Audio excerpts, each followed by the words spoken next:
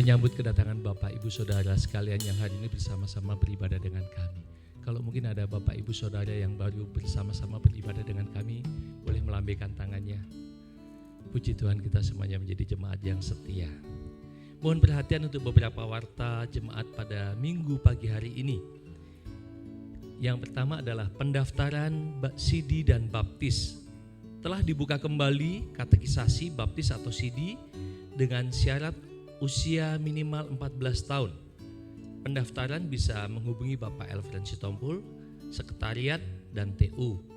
Bagi Bapak Ibu Saudara atau kenalan ada anak yang usianya 14 tahun dan mungkin belum dibaptis atau CD, mungkin bisa disampaikan untuk bersama-sama dengan kami mendaftar di CD dan baptis ini. Selanjutnya, Dari sekretariat kita sudah membuat surat atestasi keluar atas nama Saudari Enrika Karin Audriana. Yang bersangkutan adalah putri dari Bapak Indarto dan Ibu Lili.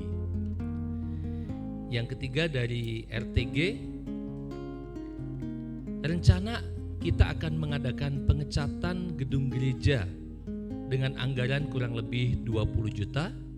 Mohon partisipasi dan dukungan dari jemaat sekalian. Dukungan dapat dimasukkan dalam amplop khusus dan diberi keterangan untuk pengecatan gedung gereja atau ditransfer ke rekening gereja dengan nomor 1821687 atas nama GKMB Bandung dan ditambah dengan angka 8. Jadi kalau di sana ada contohnya Bapak Ibu, misalnya 300, di belakangnya dikasih 300.008 gitu ya. Itu untuk identifikasinya. Selanjutnya, ibadah Komisi Perempuan. September Ceria, jalan santai bersama Komisi Perempuan yang akan dilaksanakan pada hari Jumat 13 September 2024 pukul 08.00 di Lampion Park Taman Tegalega. Jadi ibu-ibu Komisi Perempuan boleh bersama-sama ikut meramaikan. Ini seru kayaknya ya, ini jalan-jalan bersama. Selanjutnya, ibadah kompak akan diadakan pada hari Sabtu 14 September 2024 pukul 18 dan ditunggu kehadirannya. Tempat akan diinformasikan menyusul karena di sini belum ada tempatnya, gitu ya. Kemudian ibadah Yud akan dilaksanakan pada Minggu 15 September 2024 pukul 09.30 dengan tema Masih Muda Sudah Membawa Damai. Jadi sebetulnya memang anak-anak dari mulai muda kita belajar membawa damai dengan pembicara Saudara Nobel. Kemudian dari Muria Damai Sentosa dalam rangka bulan perdamaian Sinode GKMI yaitu bulan September, GKMI akan mendukung memberikan persembahan untuk MDS atau Muria Dana Sentosa. Untuk itu pada ibadah Minggu tanggal 15 September akan diedarkan kantong kolekte khusus yang nantinya akan diserahkan ke Muria Damai Sentosa. Mohon agar jemaat dapat mendukung mempersiapkannya. Terima kasih. Kemudian persekutuan diaspora. Jadi persekutuan kita yang tempatnya berjauhan Bapak Ibu itu disebut dengan persekutuan diaspora yang pada bulan September ini akan diadakan di rumah Ibu Intan Bapak Budi ya di Taman Rahayu 1 E3 nomor 18. Dilaksanakan pada hari Sabtu 21 September 2024 dimulai pukul 18.30 dengan renungan akan dibawakan oleh Bapak Penatua Ujang Saibuloh. Sementara untuk pemimpin pujiannya Ibu Dita. Selanjutnya untuk persekutuan wilayah akan diadakan pada hari Selasa 24 September 2024 di rumah kediaman Ibu Erliana yaitu di Komplek Kopo Perme 2 Blok 10A nomor 5. Waktu pukul 18.30 dengan pembicara saya sendiri. Kemudian berita duka cita. Turut berduka cita atas berpulangnya Ananda Joshua Kristiando Marsali, putra dari Bapak Christian Ardiadi Marsali dan Ibu Leri, dan cucu dari Bapak Dudi dan Ibu Novi pada hari Kamis 5 September 2024 pukul 16.37. Kiranya Tuhan memberikan kekuatan dan penghiburan untuk keluarga yang ditinggalkan. Selanjutnya, kami mengucapkan juga selamat ulang tahun untuk Bapak Penatua Ujang Zeni Saifullah pada tanggal 9 September, kemudian Ibu Maika Hutagalung 12 September, dan Bapak Perdana Girsang 14 September. Demikian warta hari ini, Tuhan Yesus memberkati.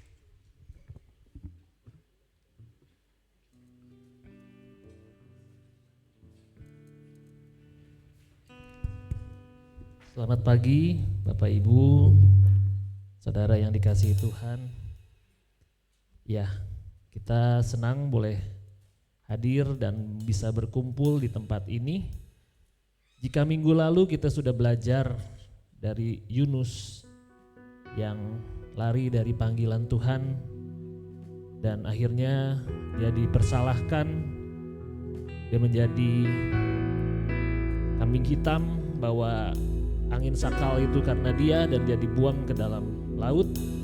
Mungkin kisah hidupnya harusnya sudah berakhir, tapi Tuhan punya rencana yang lain atas hidup Yunus. Dan hari ini kita akan belajar tentang Tuhan yang menaikkan aku dari liang kubur.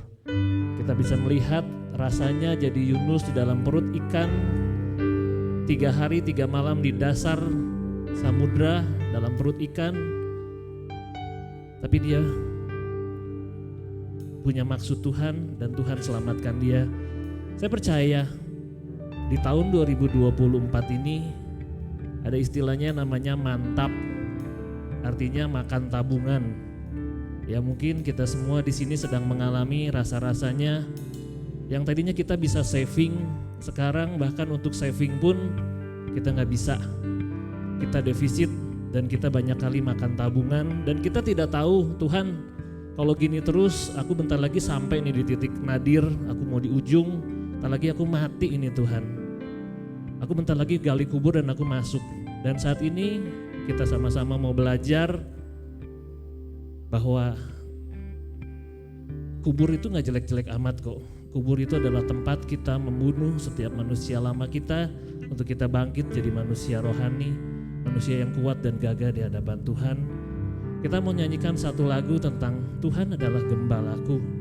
Tapi saya ingin Bapak Ibu memperhatikan satu kata atau bahkan 2, yaitu lembah kekelaman. Bapak Ibu perhatikan kata lembah kekelaman. Jadi Tuhan tidak hanya menuntun kita ke air yang tenang saja. Emang ujungnya adalah air yang tenang, tapi jalan menuju air yang tenang itu harus melewati lembah kekelaman. Tapi kita tahu ada gada dan tongkat. Kalau Bapak Ibu lihat gambar yang ada di depan, tongkat itu adalah untuk memukul setiap pemangsa-pemangsa yang mencoba menerkam kita. Jadi gembala itu punya tongkat untuk memukul. Sementara dia juga punya gada. Gada itu yang melengkung di situ. Jadi kalau ada domba yang jauh dari dia tarik, ayo dekat ke sini. Jauh dia tarik ke sini, lehernya ditarik untuk mendekat. Jadi selama kita punya gembala yang begitu baik, kita tidak takut akan mara bahaya, kita juga tidak takut untuk kehilangan dia. Mari kita nyanyikan satu lagu, Tuhan adalah gembalaku.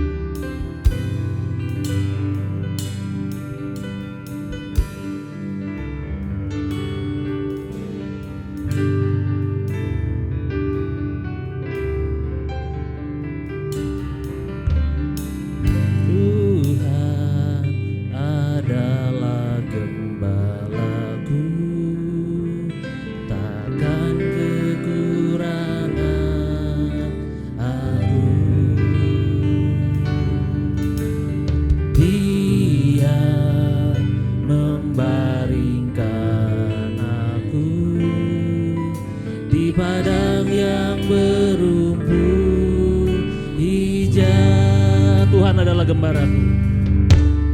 Tuhan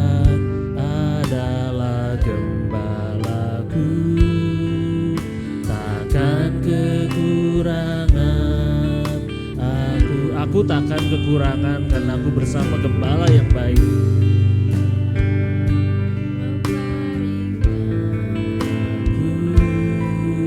Di padang yang berumput hijau,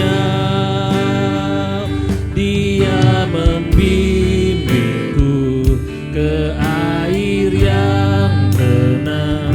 Ia menyegarkan jiwaku.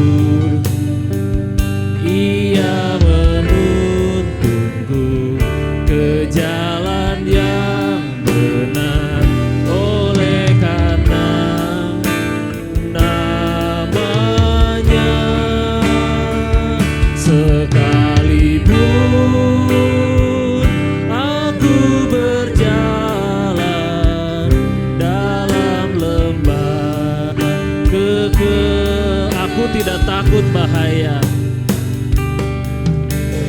Aku tidak takut bahaya, sebab Engkau besertaku.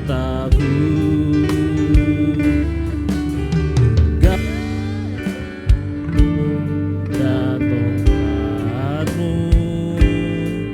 itulah yang menghibur aku. Dia membimbingku, Dia membimbingku ke air.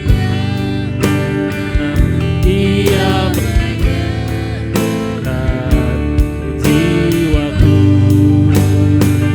Dia menuntunku ke jalan yang benar. Oleh karena namanya, sekalipun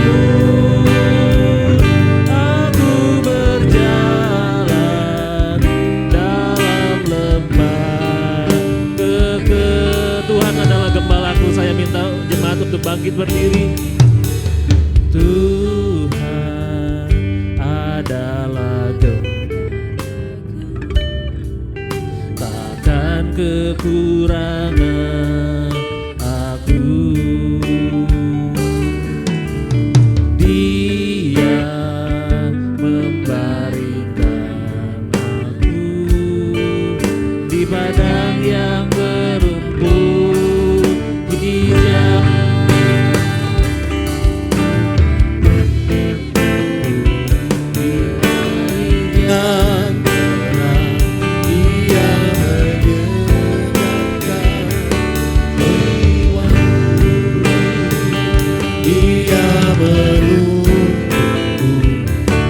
Jalan yang benar.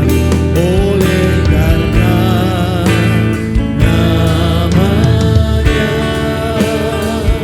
sekalipun aku berjalan dalam lembah kegelapan.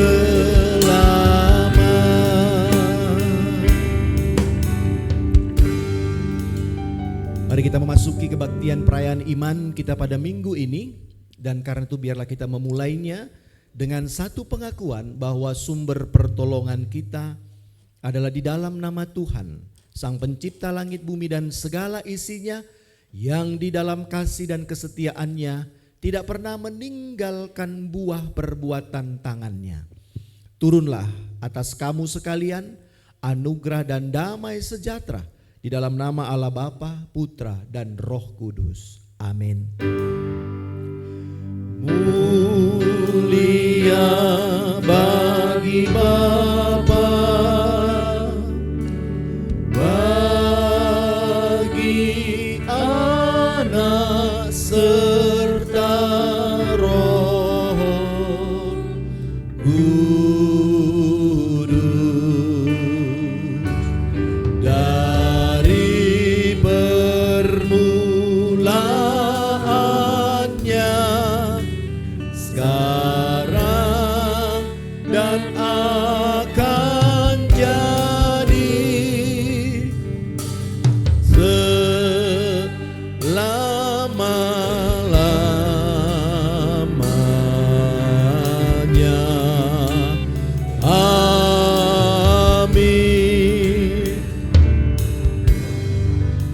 Dalam Yakobus 4 ayat 9 hingga 10 berbunyi demikian. Sadarilah kemalanganmu, berduka cita dan merataplah. Hendaklah tertawamu kamu ganti dengan ratap dan sukacitamu dengan duka cita. Rendahkanlah dirimu di hadapan Tuhan dan Ia akan meninggikan kamu. Amin, amin, amin.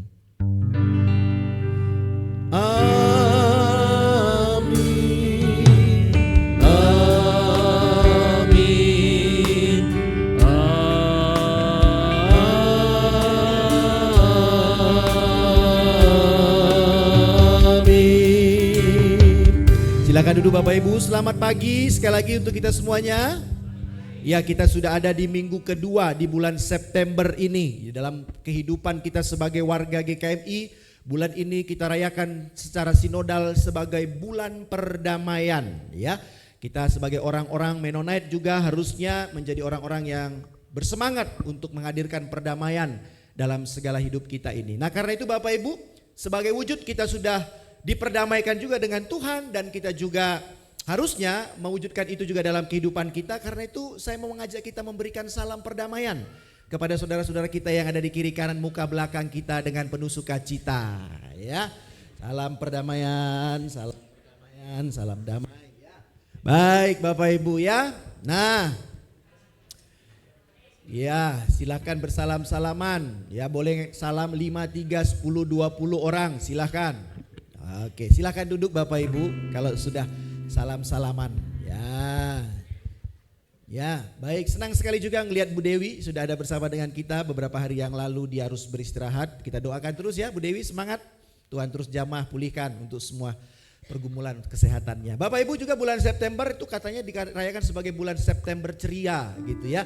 Jadi karena itu biarlah juga tadi Alvin katakan memang situasi kita saat ini ekonomi apa tadi istilahnya makan tabungan gitu ya. Ya kalau masih ada yang mau dimakan sih masih enak ya tabungannya gitu ya. Tapi kalaupun gak ada tetap harus ceria, percaya Tuhan juga akan selalu menolong kita. Yang penting kita berusaha ya, dan juga tentunya harus dekat dengan Tuhan. Nah Bapak Ibu, tadi juga sudah disampaikan beberapa agenda-agenda kegiatan di gereja kita. Nanti hari Jumat ada senam bersama itu ya, komisi perempuan di Tegalega itu keren kelihatannya. Bapak-bapaknya gak boleh ikut ya Bu Lydia ya, ibu-ibu doang gitu ya. Nanti bapak-bapaknya malah jadi bikin repot katanya. Ya ibu-ibu nanti ikut itu ya acaranya. Kemudian juga ada Kopo Permai tanggal 24, 21 yang di diaspora ya. Jadi kita semarakkan, dan juga tadi diumumkan minggu depan kita ada satu kantong persembahan khusus untuk mendukung juga Muria Damai Sentosa. Dulu Muria Mennonite Diakon Service, karena gak boleh lagi lembaga Indonesia itu pakai bahasa-bahasa Inggris, jadi diganti namanya jadi Muria Damai Sentosa. Tapi tetap saja kalau disingkat ya MDS gitu ya. Kita dukung Bapak Ibu untuk seluruh kegiatan itu. Nah terakhir Bapak Ibu, saya mau tanya, tadi lagu pertama kita ada yang tahu enggak itu berasal dari mana syairnya? Mazmur? Betul, oke, kalau gitu silahkan dilanjutkan ibadahnya. Berarti lulus semuanya. Ya, terima kasih Bapak Gembala, Bapak Ibu. Kita mau nyanyi sembah Tuhan, kita mau mengucap syukur. Ada satu natur yang harusnya orang-orang Kristen punya. Kita ini bukan burung emprit, kita ini bukan burung gagak, kita ini bukan burung lovebird yang ketika hujan di luar besar, burung lovebird, burung emprit itu masuk ke pohon cari lobang bertengger. Tapi natur kita adalah natur burung Raja Wali. Burung Raja Wali ini justru sangat menyukai yang namanya turbulensi. Bapak Ibu kalau di sawah lihat burung terbang-terbang membentangkan sayap, dan itu burung Raja Wali, dia sedang cari angin yang turbulensi yang naik ke atas. Karena apa? Karena makanan burung Raja Wali itu bukan makanan remah-remah yang ada di bawah. Burung Raja Wali itu makannya madu di atas bukit-bukit tinggi, dadih. Tuhan mau bawa kita ke atas Bapak Ibu. Tuhan mau kasih kita kayak ketepel ke atas. Tapi sebelum kita ada tangan yang ngangkat, Tuhan mau proses kita dulu. Apakah kita layak untuk bisa terbang di sana? Adalah melalui ujian demi ujian. Alkitab berkata, Moab itu seperti anggur yang tidak pernah dipindahkan dari satu tempayan ke tempayan yang lain. Moab itu tetap Kalau Bapak Ibu bikin wine, itu harus dipindahin dari tempayan yang satu ke tempayan yang lain. Tapi Moab, dia tidak pernah mengalami pemindahan dari satu tempat ke tempat yang lain. Akhirnya apa? Akhirnya rasanya tetap dan baunya tidak berubah. Kita gak mau kan hidup selama kita hidup 70 tahun isinya flat, datar-datar aja. Tapi kita punya natur, kita harus menyukai yang namanya permukaan Tuhan. Kita harus menyukai yang namanya proses Tuhan. Karena proses Tuhan hanya akan membawa kita dari satu kemuliaan kepada kemuliaan yang lain. Kita harus belajar menyukai yang namanya badai. Kita harus belajar menyukai yang namanya tantangan hidup. Karena badai itu akan membuat kita semakin tinggi. Mari kita nyanyi satu lagu dengan sayap Tuhan.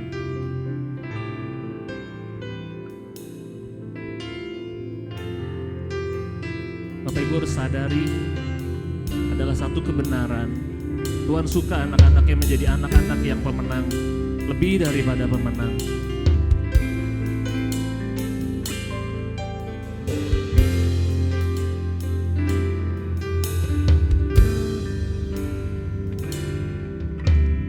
Firman-Mu berkata Kau besertaku,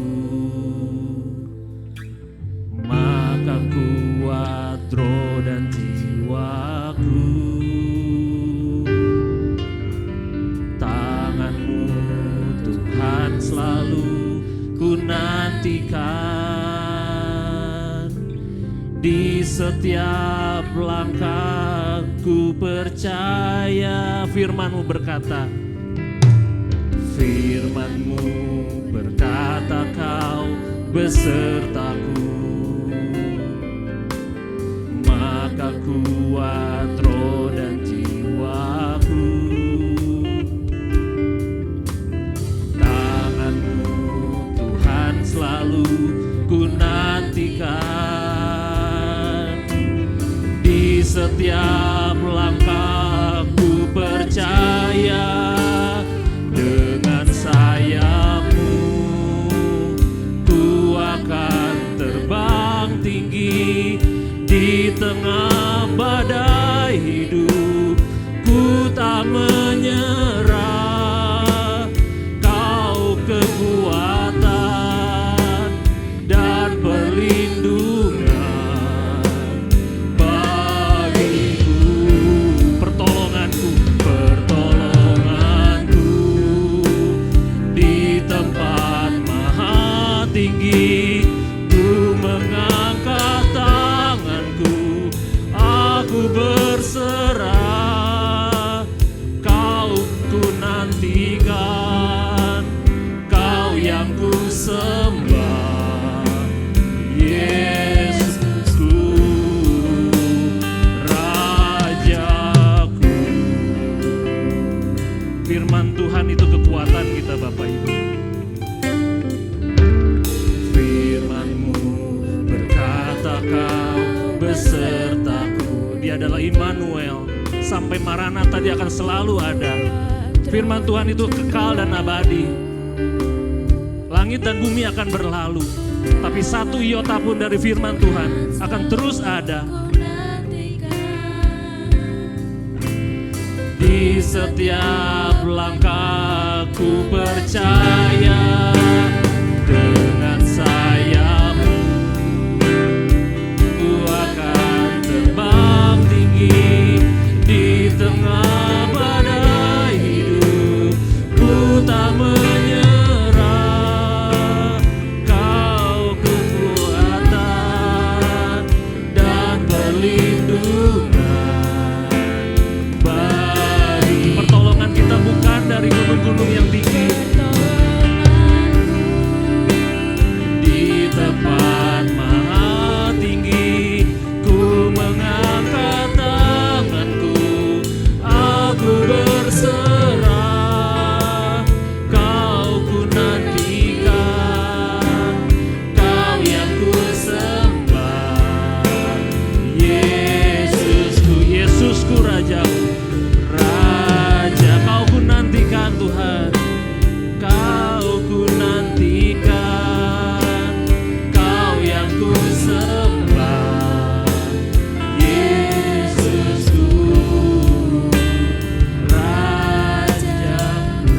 Ibu, ada kekuatan yang Tuhan taruh di dalam kita. Kita kuat karena Tuhan kita kuat. Dan Tuhan yang kuat itu ada di dalam kita. Kita menang karena kita punya pemenang yang ada di dalam kita. Kita lebih dari pemenang. Mari kita katakan, Tuhan, apapun perkara yang datang kepada aku, let the bullet hit me, but I will stand. Setiap peluru-peluru panah-panah si jahat yang mau tembak saya, masuk itu pun tak apa-apa. Karena aku kuat bahwa segala perkara dapat kutanggung di dalam Dia yang memberikanku kekuatan. Aku tidak takut sama peluru-peluru itu karena aku punya perisai. Karena segala perkara tidak ada yang bisa menjatuhkan aku. Pencobaan-pencobaan yang kita alami itu biasa. Karena Tuhan itu setia dan adil, Dia kasih jalan keluar. Mari kita nyanyi segala perkara. Segala perkara dapat ku tanggung di dalam Dia yang memberi kekuatan. Tuhan Yesus penolong dan sahabat. Tetap percaya, segala percaya, segala perkara. Segala perkara dapat ku tanggung di dalam Dia yang memberi kekuatan. Tuhan Yesus penolong dan sahabat. Tetap percaya, Tuhan setia.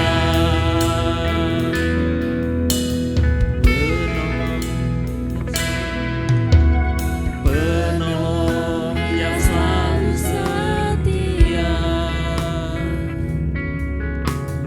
memenuhi keperluanku. Dia tidak pernah mengecewakan Bapak Ibu. Tak pernah Dia mengecewakan. Yesusku tak pernah gagal.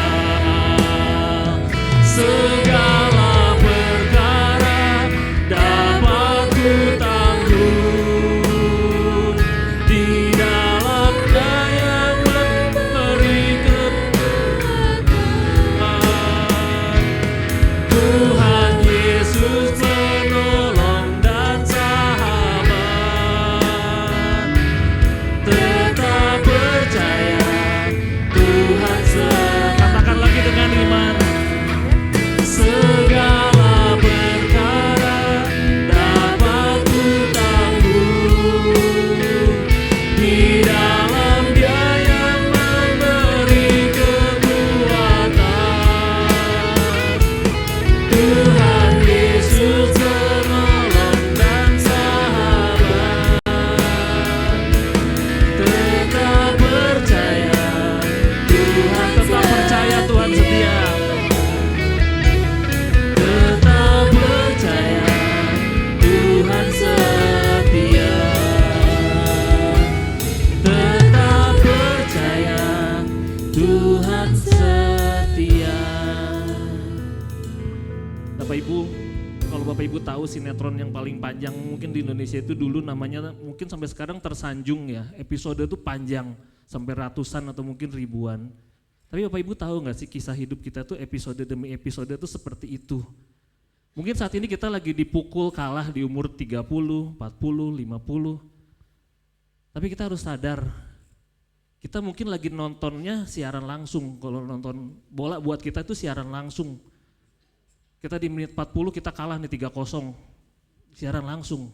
Tapi di mata Tuhan itu tuh udah jadi siaran yang sudah selesai. Dan Tuhan udah tahu nanti di ujungnya lu akan jadi pemenang, Vin. Jadi kalau kita kalah di menit 45, kalah 3-0, tapi kita harus tahu di menit 90 akhir, 3 itu akan jadi yang di bawah dan kita mungkin cetak 10 gol, jadi 10-3. Jadi Bapak Ibu jangan selesai sampai hari ini, jangan selesai di titik ini, kita masih punya banyak masa-masa di depan. Selama kita belum meninggal, belum pulang, berarti kita masih punya banyak chance untuk bangkit, menang bersama Tuhan. Nah, kita mau nyanyi satu lagu, Kukagumi cara Tuhan mencintai kita. Itu namanya cerita, itu namanya proses. Mungkin di Tersanjung 30 episode ada lagi prahara dan sebagainya, tapi nanti di episode 35 lagi ada masalah yang sudah beres, ada hubungan yang membaik, tapi nanti ada masalah lagi, it's okay, itu bagian dari story. Jadi kita belajar, yang penting ketika kita masa-masa terendah, di situ ada Tuhan dan kita bisa lewat.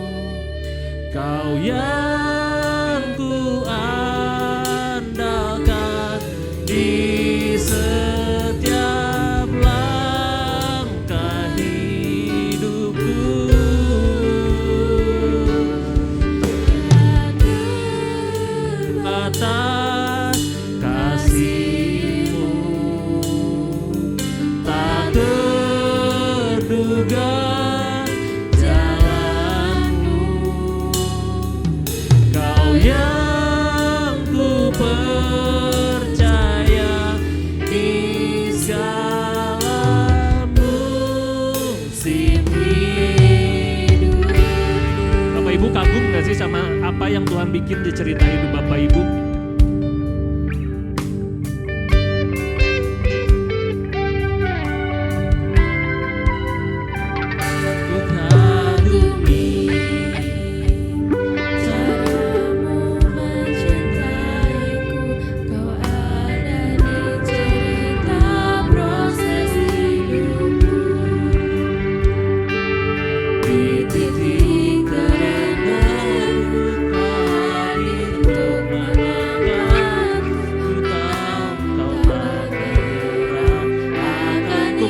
Kukagumi dan kukagumi Tuhan.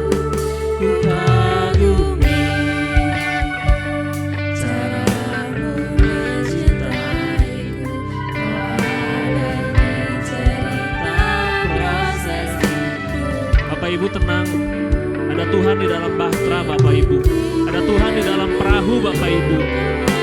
Angin badai, angin apapun itu, Tuhan bilang tenanglah, dan badai itu pun tenang.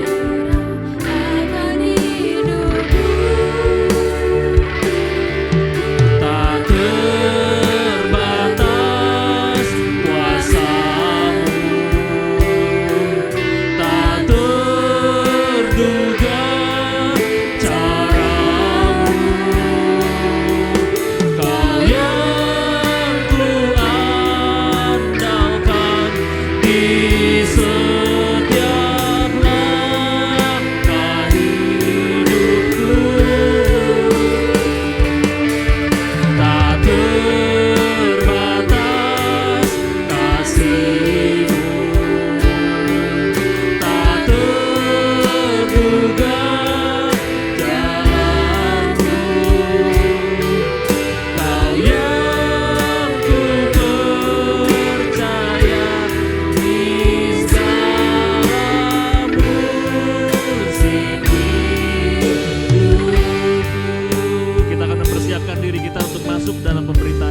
Tuhan. Ku di tangan-Mu, ku di hati. Bapak Ibu ada di mana? Bapak Ibu ada di mana? Di pikiran-Mu, di rencana-Mu, tak pernah ku sendiri.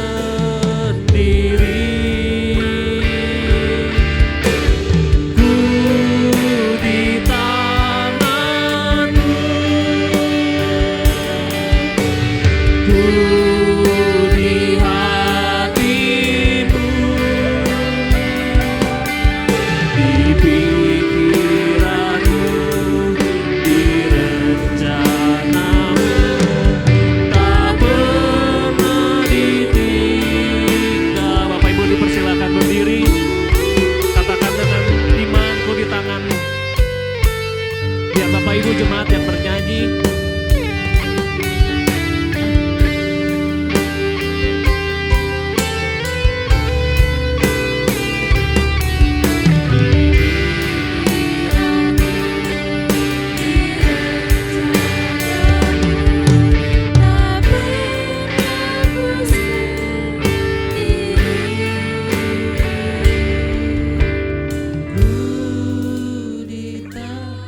Biar Tuhan mendengar isi hati Bapak Ibu. Katakan, Tuhan, aku ada di tangan-Mu. Aku bahkan ada di pikiran-Mu. Aku bahkan memenuhi setiap apapun yang Kau punya tentang aku, Tuhan. Di pikiran-Mu, di rencana. Tuhan sedang merancang masa depan Bapak Ibu. Tuhan bahkan sedang merancang masa sekarang Bapak Ibu. Katakan, Tuhan, aku butuh untuk anak sekolah. Tuhan, aku butuh buat sehari-hari. Tapi tahukah Bapak Ibu bahwa itu semua ada dalam pikirannya Tuhan. Bahwa itu semua ada dalam rencananya Tuhan. Itu ada semua dalam hatinya Tuhan. Di pikiran-Mu, di rencana-Mu, tak pernah ku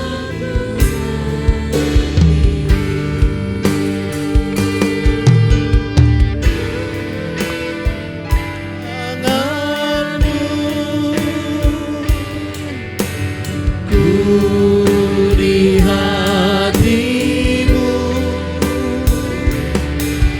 di pikiran-Mu, di rencana-Mu, tak pernah ditinggalkan. Sekali lagi katakan, ku di tangan-Mu, ku di tangan-Mu, ku di hati-Mu ya Tuhan. Ku di hati-Mu,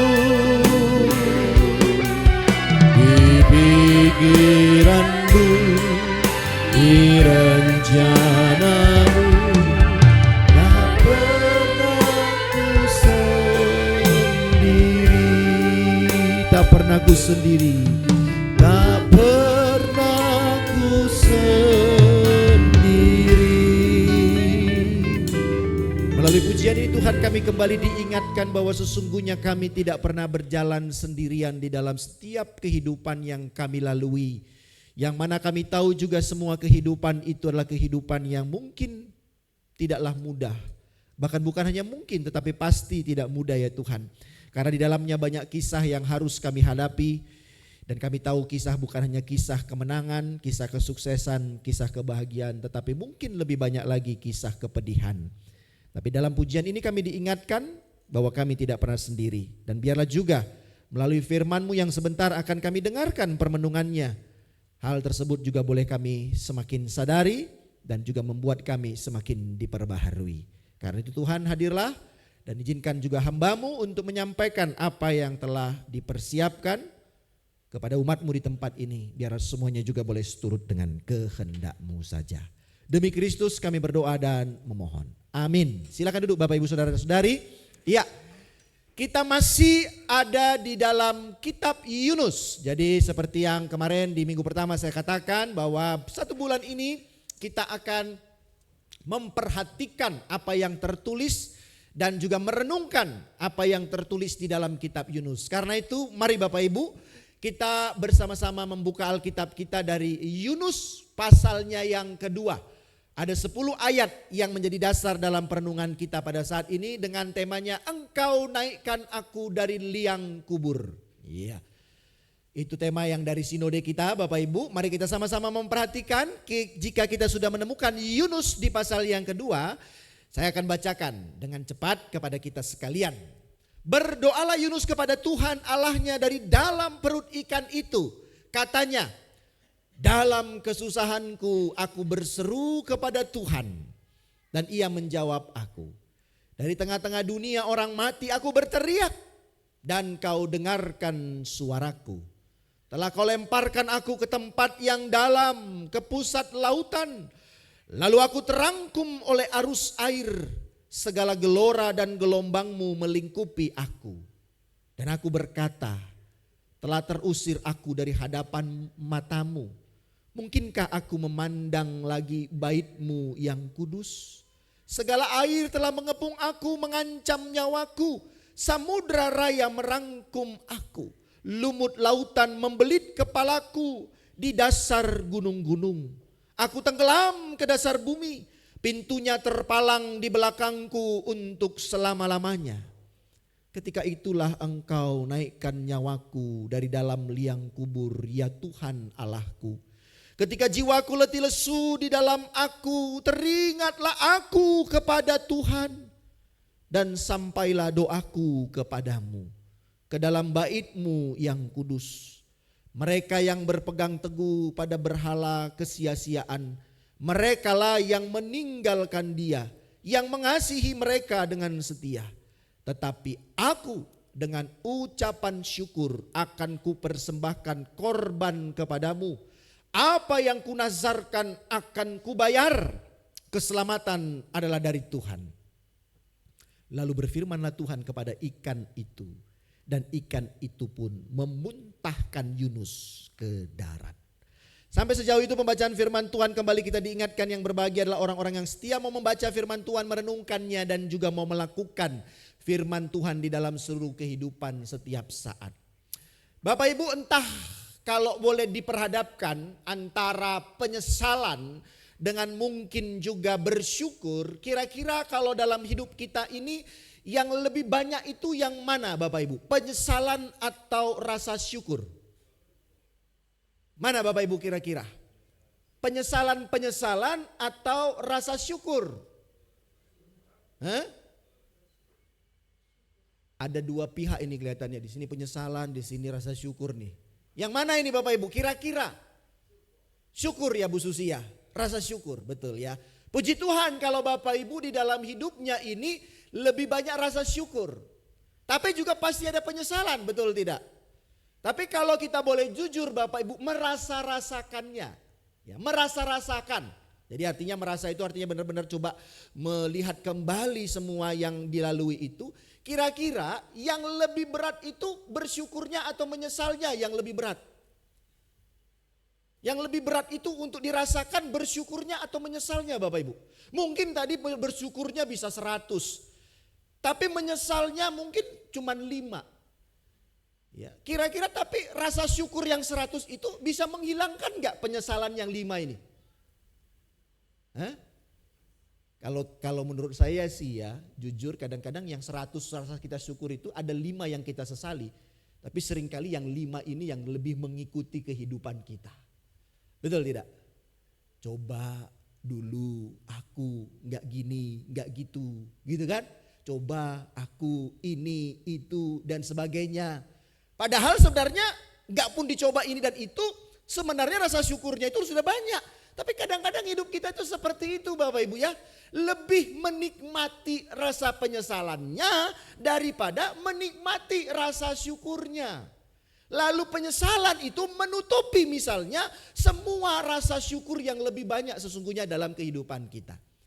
Tapi Bapak Ibu, kalau kita boleh selidiki, kira-kira sekarang saya mau mengajak untuk melihat kenapa sih di dalam hidup kita ini ya penyesalan itu selalu munculnya di kemudian hari. Gak ada yang namanya penyesalan itu munculnya di awal. gitu ya. Penyesalan itu pasti munculnya di kemudian, bukan di awal. Kalau di awal itu katanya pendaftaran. Ya, munculnya penyesalan itu di akhir gitu.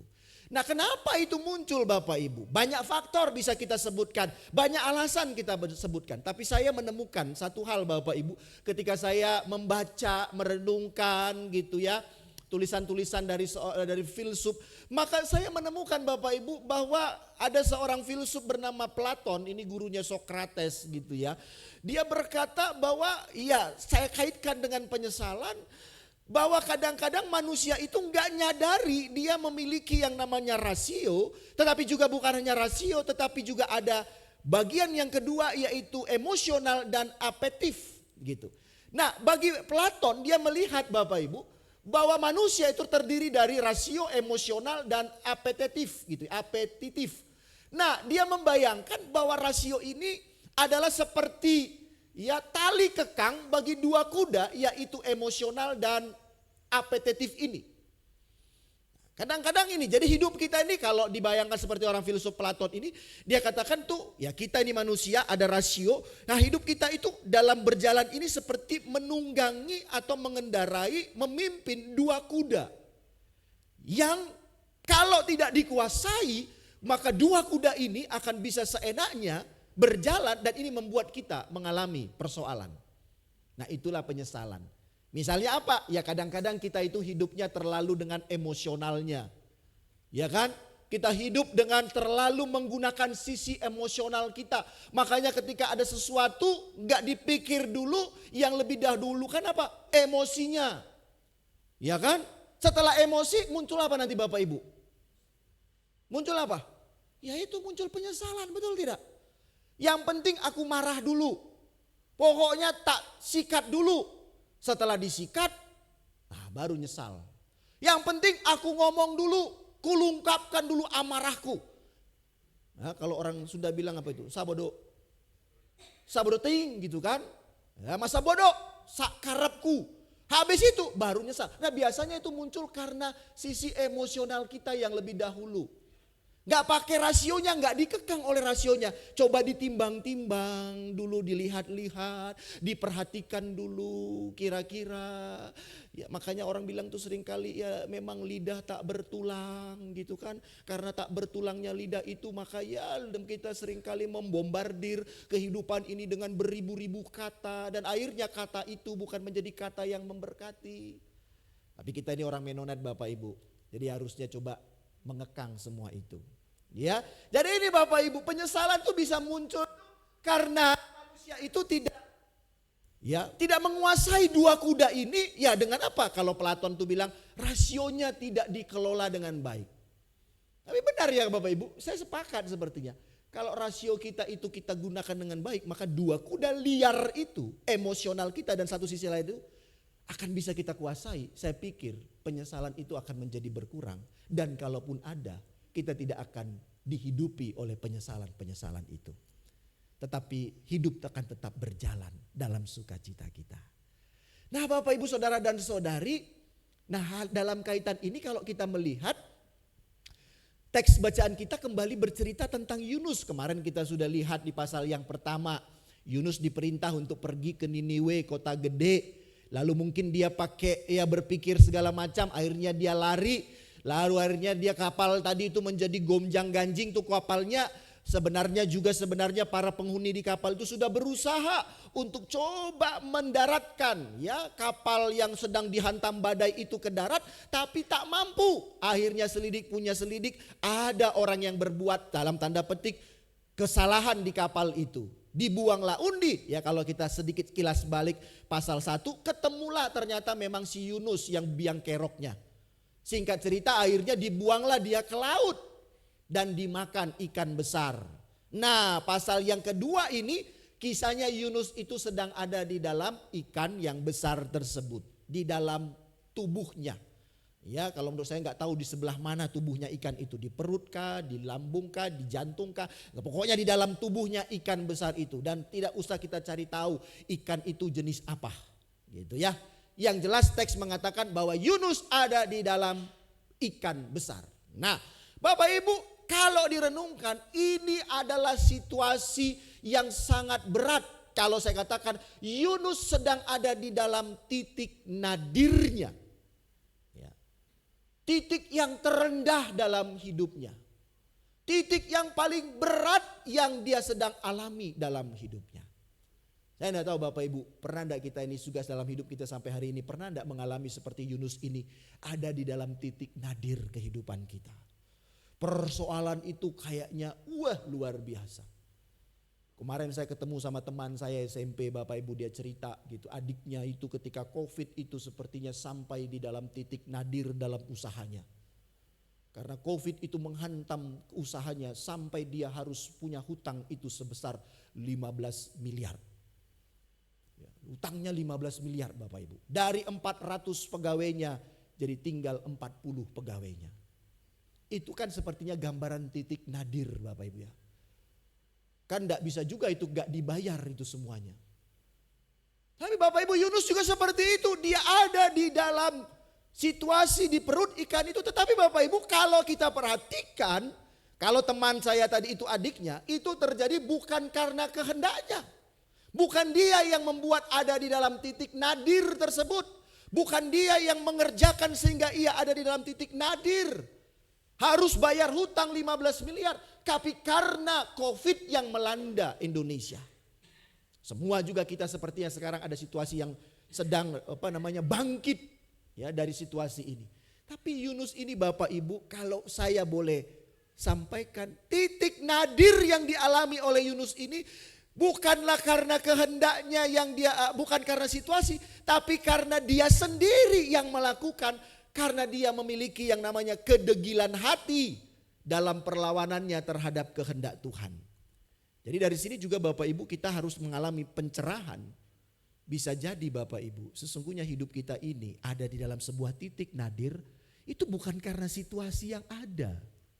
Bukan karena persoalan yang ada, tetapi kitalah, manusialah yang meng-create sendiri titik nadir itu. Yunus sepertinya itu. Dia ada di dalam titik nadir itu karena perilakunya sendiri. Yaitu apa? Kedegilan atau pemberontakannya kepada Tuhan.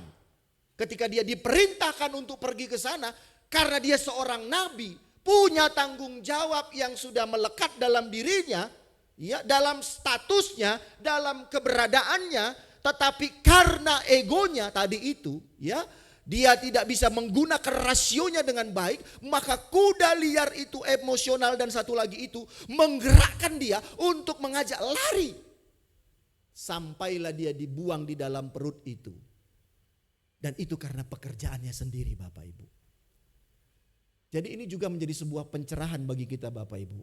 Bisa jadi juga ya, kita itu sedang ada di dalam titik nadir, di dalam situasi yang sangat berat dan sangat berat dalam kehidupan kita ini. Itu bukan karena keadaan, tapi kitalah yang menciptakannya. Ya, kitalah yang menciptakannya. Karena apa? Karena kita lupa dengan identitas kita. Karena kita lupa dengan keberadaan kita. Karena kita lupa mengelola kehidupan kita. Syukur kalau tadi di sini mengatakan masih lebih banyak bersyukurnya daripada penyesalannya. Saya tadi malam tuh membayangkan kalau saya tanya ini semua jemaatnya bilang, Pak, daripada bersyukur saya ini lebih banyak menyesal Pak. Waduh tuh kayaknya berarti jemaat saya ini repot nih semuanya. Bapak Ibu, ini yang dialami oleh Yunus. Tapi menariknya Bapak Ibu, kalau kita tadi lihat di ayat yang pertama itu memang Yunus katakan ya, berdoalah Yunus kepada Tuhan Allahnya di dalam perut ikan itu. Dalam situasi titik nadir itu yang penuh dengan berat itu, Yunus itu masih ingat untuk berdoa. Ya, Yunus masih ingat berdoa. Nah karena itu ayat pertama sampai dengan ayat kedua sampai dengan ayat ke-9 itu adalah bentuk doa Yunus. Tapi Bapak Ibu kalau dengan cermat kita memperhatikan ya, Yunus dalam doanya ini gak mohon pelepasan. Ini menarik Bapak Ibu. Gak tahu, coba Bapak Ibu cermati. Ada gak itu nuansa yang kuat, kata yang kuat, Yunus minta dilepaskan. Kita itu kadang-kadang kalau sudah titik nadir itu mintanya apa?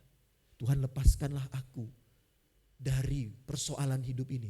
Tapi kalau saya baca, gak tahu mungkin saya bacanya salah, tapi saya bisa yakin enggak sih. Coba dilihat Bapak Ibu. Doa Yunus dari ayat yang kedua sampai dengan ayat yang ke-9 itu gak ada itu minta dia dilepaskan.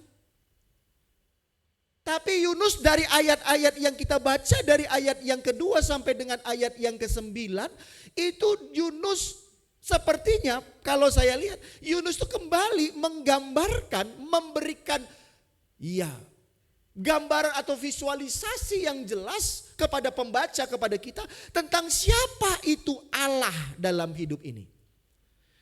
Tidak ada nuansa yang mengatakan Yunus itu lepaskanlah aku Tuhan dari perut ikan ini. Aku ingin bertobat, tidak. Tapi dia kalau kita lihat dengan sesama dalam kesusahanku, ayat yang kedua, aku berseru kepada Tuhan. Ya dia tetap berseru, tapi dalam seruannya itu bukan dia minta untuk segera dilepaskan. Ya memang dia berteriak, tapi bukan pengen dilepaskan. Dilemparkan ke dalam tempat yang dalam dan seterusnya. Lalu dia tahu dia terusir, aku dari hadapanmu. Dia tahu akan segalanya itu. Ya. Tetapi dia tahu siapa itu Allah. Nah, dari ayat ini Bapak Ibu, kita dapat melihat bahwa Yunus juga sepertinya akhirnya sadar bahwa Allah itulah Allah yang berdaulat dalam hidupnya. Allah yang harus selalu berdaulat, artinya berkuasa. Ayat yang ke-7. Ketika jiwaku letih lesu di dalam aku, teringatlah aku kepada Tuhan. Dan sampailah doaku kepadamu, ke dalam bait-Mu yang kudus. Akhirnya dia teringat kepada Tuhan, bahwa hanya Tuhan yang menjadi sumber kedaulatan yang berdaulat dalam hidupnya. Nobody else, gak ada yang lain. Hanya Tuhan yang berdaulat, hanya Tuhan yang berkuasa. Yunus tidak meminta belas kasihan. Ia tahu sepertinya semua situasi yang nadir, yang berat ini dialami karena sikapnya. Jadi kadang-kadang Bapak Ibu dari sini kita juga bisa belajar, jangan salahkan situasi yang ada. Tapi bisa jadi situasi yang ada itu karena sikapmu yang sedemikian. Jangan salahkan mungkin persoalan muncul dalam hidupmu. Bahkan menurut saya Bapak Ibu, jangan salahkan penyakit yang bisa datang dalam hidupmu. Jangan cepat-cepat salahkan sakit. Ketika engkau juga tidak mengkoreksi sebenarnya pola laku hidupmu lah yang mengundang semua penyakit itu datang dalam dirimu. Iya kan? Nah Yunus juga di sini tidak menyalahkan Tuhan. Tuhan engkau jahat, Tuhan engkau kejam, Tuhan engkau tidak lagi melihat statusku sebagai nabi. Tidak ada nuansa itu dalam doanya. Tetapi Yunus sadar semuanya ia ada di dalam perut ikan itu. Karena dia mencoba melawan kedaulatan Tuhan. Tetapi baiknya Bapak Ibu, kalau kita lihat di ujung dari doa Yunus itu, di ayat yang ke-9 itu sangat luar biasa Bapak Ibu. Yuk kita perhatikan ayat yang ke-9. Yunus sampai ngomong apa itu di ayat yang ke-9?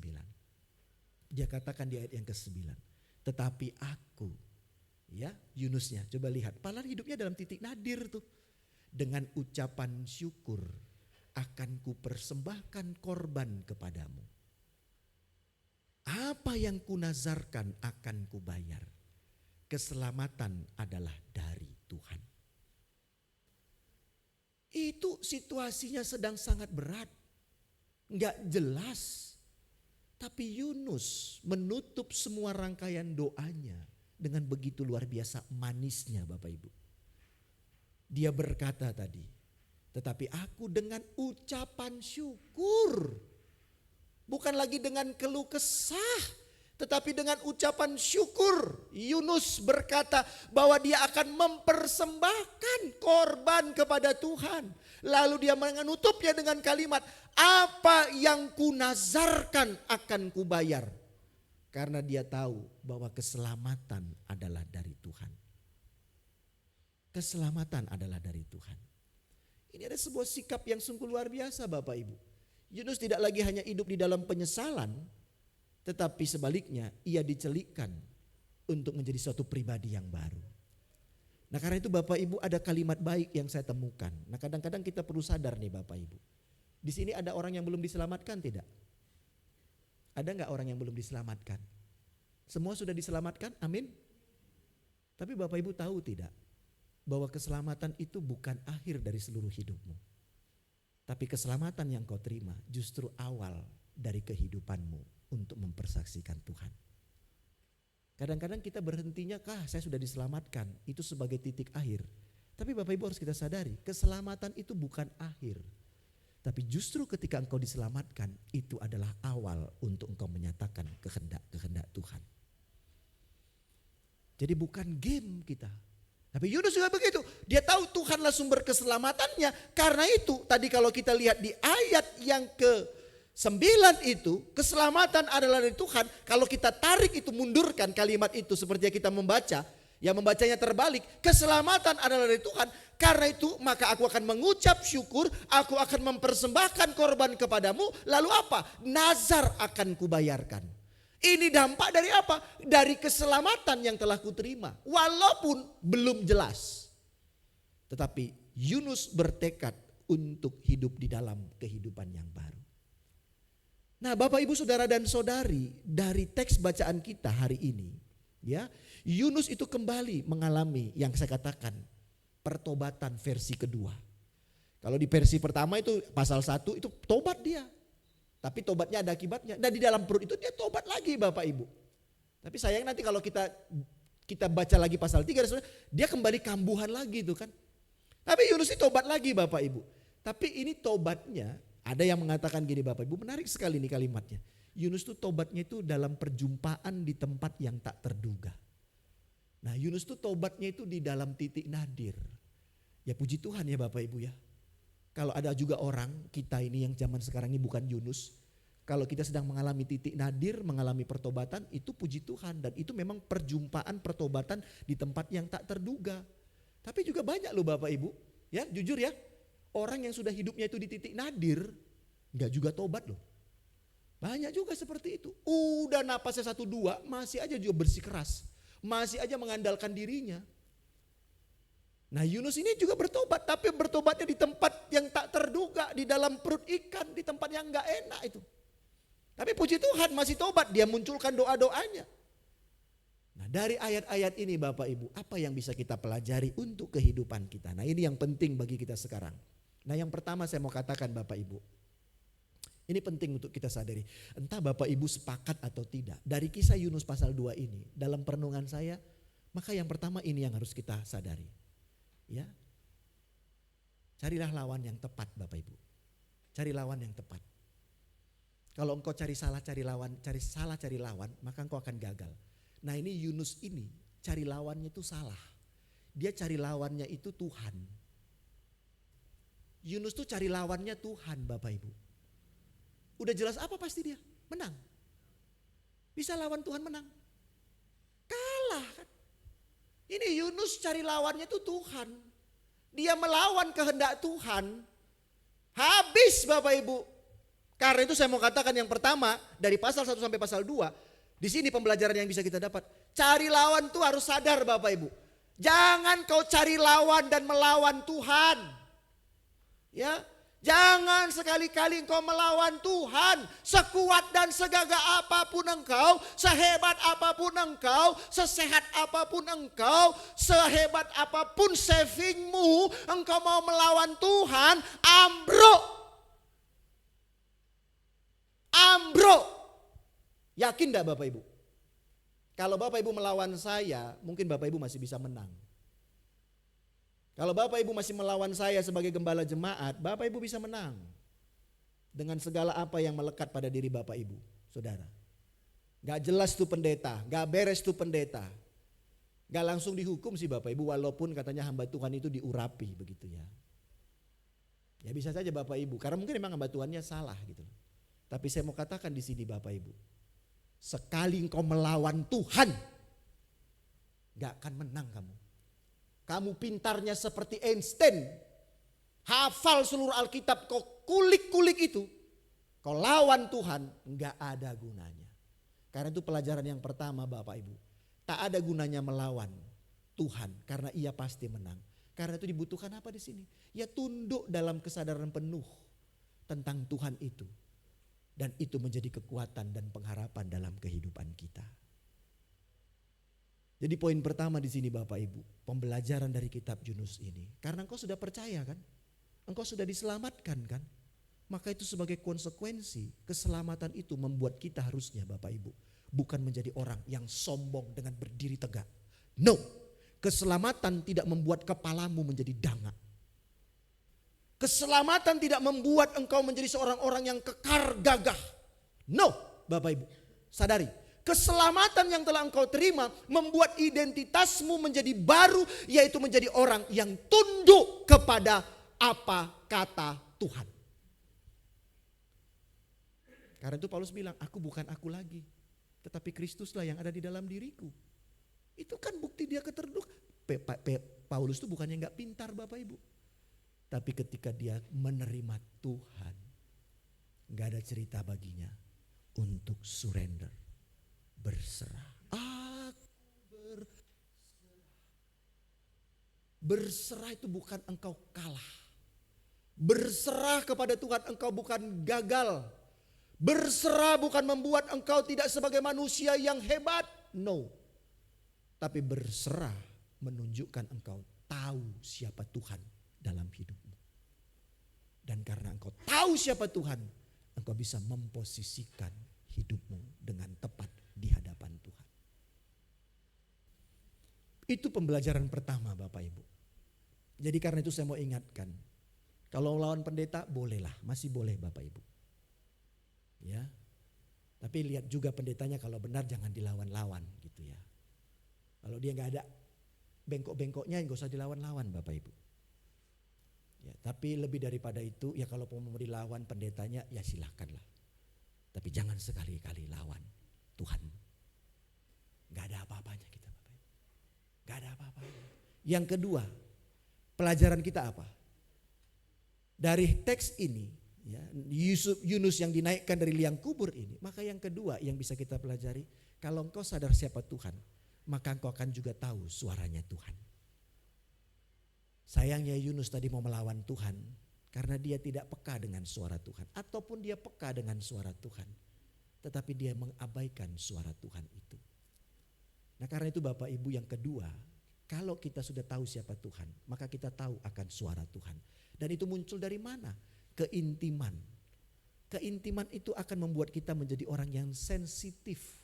Sensitif di sini bukan dalam arti negatif, ya, tapi sensitif akan suara Tuhan dan kehendaknya untuk dikerjakan tanpa terlalu banyak tanya. Kita itu kadang-kadang karena gak sensitif dengan suara Tuhan, lalu lebih banyak apa? Tanyanya. Tanyanya itu bukan tanya ingin memastikan, tapi tanyanya itu ingin membuat kita abai kepada suara Tuhan. Ya, abai kepada suara Tuhan. Tapi kalau kita sudah punya keintiman dengan Tuhan, Bapak Ibu, maka kita akan tahu ya, apa yang menjadi kehendak Tuhan itu, dan kita kerjakan. Walaupun mungkin sekilas kita lihat ini tidak enak. Tapi percayalah Bapak Ibu, kalau saya boleh menyatakan dalam iman saya, enggak ada itu kehendak Tuhan yang ujungnya enggak mendatangkan sukacita. Ada enggak Bapak Ibu? Ujungnya yang selalu Tuhan kehendaki dalam hidup kita itu enggak enak. Enggak ada itu. Tetap pasti semuanya enak. Cuman kadang-kadang ya tadi yang di awal, kita mungkin terlalu rasio kita, emosional kita dan ini kita itu terlalu kita hidupin. Lalu akhirnya kita hitung-hitung, kalkulasi, perhitungan dan segala macam. Enggak enak. Tapi kalau dengan tinggal diam, karena ada firman mengatakan, dalam tinggal diamlah engkau akan mendapatkan kekuatan daripada Tuhan. Betul tidak? Yesaya berapa itu? Ya, kalau kita tinggal diam itu tenang. Ya kan? Tenang. Ya, kita sudah yakin Tuhan itu sebagai juru selamat, serahkan hidup. Gak usah laku ngelawan. Ya memang ini berat, tapi aku yakin ada kekuatan dari Tuhan. Mungkin sekarang belum kelihatan. Nah Yunus sepertinya menyadari itu. Akhirnya dia sensitif lagi dengan suara Tuhan. Dia naikkan doa kepada Tuhan, peka. Dan terakhir Bapak Ibu, ya, terakhir. Nah, kalau kita sudah tidak melawan Tuhan, kita peka dengan suaranya, ya, kita itu juga akan memiliki ya di dalam Tuhan itu ketulusan dan kemurnian hati. Dan yakinlah Bapak Ibu, kalau paling tidak dua hal itu ada di dalam diri kita, kita akan selalu diangkat Tuhan dari liang kubur kita. Liang kubur ini artinya persoalan-persoalan kita, yang bisa membuat kita itu menjadi tak berdaya. Kalau kita tulus dan murni, ya, maka saya yakinlah Tuhan tidak akan pernah mengabaikan kita. Ya Kak? Tapi sekarang kadang-kadang coba cek, kenapa rasanya Tuhan tuh kok ngabaikan saya? Jangan salahkan dulu keadaan Bapak Ibu. Jangan salahkan dulu gereja, jangan salahkan dulu keadaan, jangan salahkan pendeta, jangan salahkan ini dan itu. Mungkin itu bisa terjadi karena ketulusan dan kemurnian hati tidak pernah ada dalam hidup kita. Ini bukan bicara iman Bapak Ibu. Sebenarnya jawaban Tuhan itu bukan hanya bicara iman. Kamu mau memiliki iman segede gunung, tapi kalau hatimu nggak tulus, nggak murni, imanmu itu nggak akan bisa.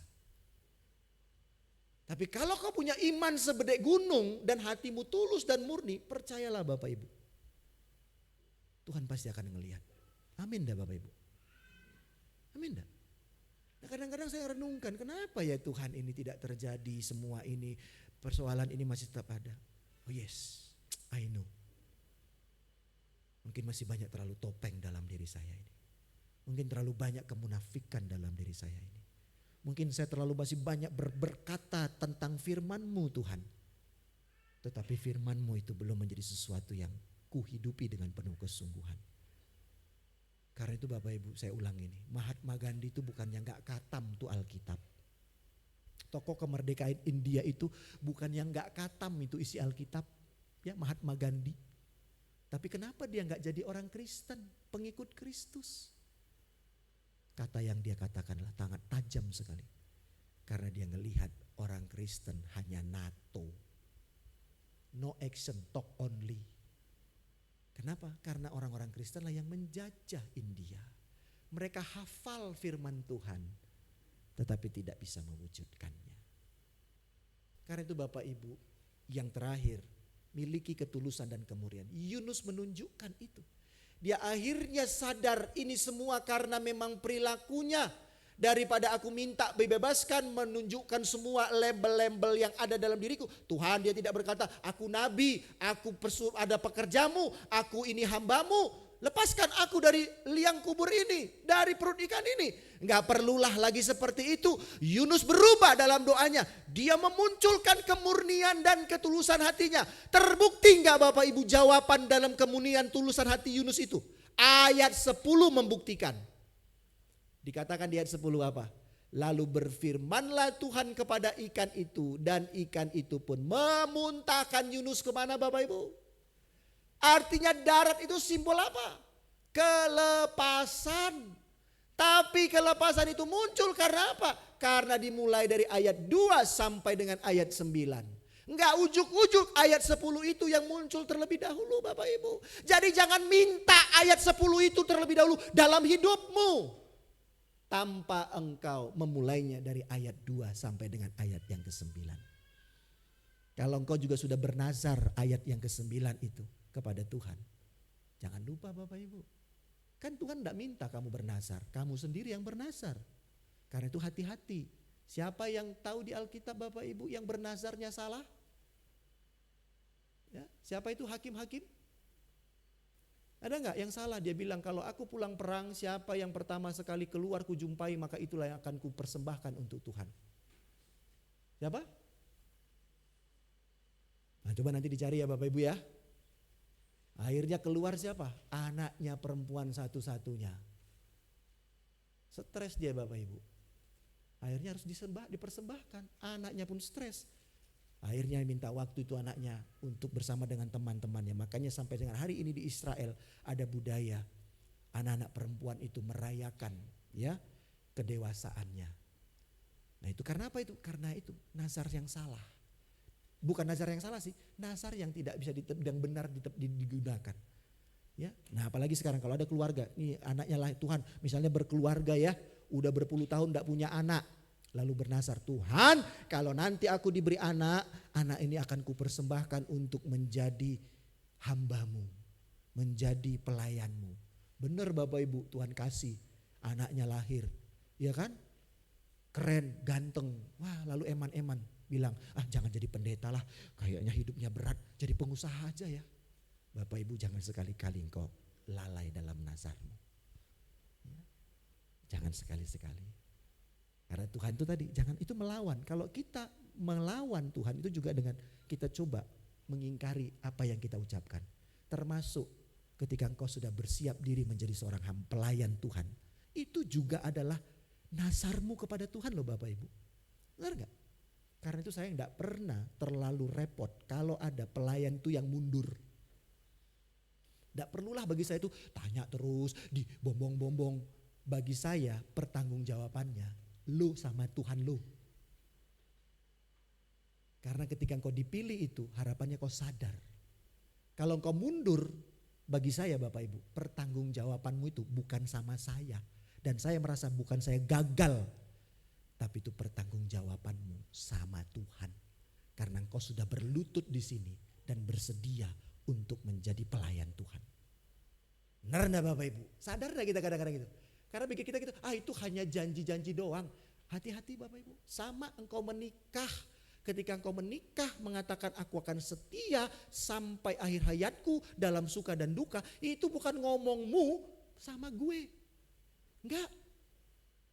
Tapi ngomongmu itu sama Tuhan. Dan kalau engkau menolaknya, mengingkarinya, tanggung jawabmu bukan sama aku. Tapi tanggung jawabmu sama Tuhan. Karena Tuhan tidak pernah maksa kau untuk nikah. Tapi sadar engkau mau nikah, engkau mau masuk dalam hidup rumah tangga, maka itu. Sama dengan saya Bapak Ibu. Tanggung jawab saya sebagai PDT, pendeta, bukan kepada jemaat GKMI Bandung paling utama. Karena bukan jemaat ini yang memanggil saya untuk menjadi pendeta. Tapi tanggung jawab saya kepada Tuhan. Itu Bapak Ibu. Tanggung jawab saya sebagai pendeta itu bukan kepada jemaat GKMI Bandung. Tapi tanggung jawab saya sebagai pendeta itu adalah nazar saya yang saya ucapkan. Yes Tuhan, aku mau menjadi hambamu sepenuh waktu.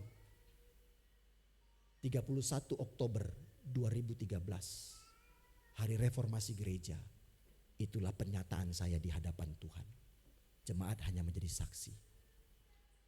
Karena itu saya tetap menjaga kemurnian, berusaha menjaga kemurnian hati saya. Tapi kalau gembala jemaat, yes Bapak Ibu yang panggil saya. Gembala itu kan hanya waktunya ada. Ya, tapi kalau saya pun tidak dianggap gembala, no problem.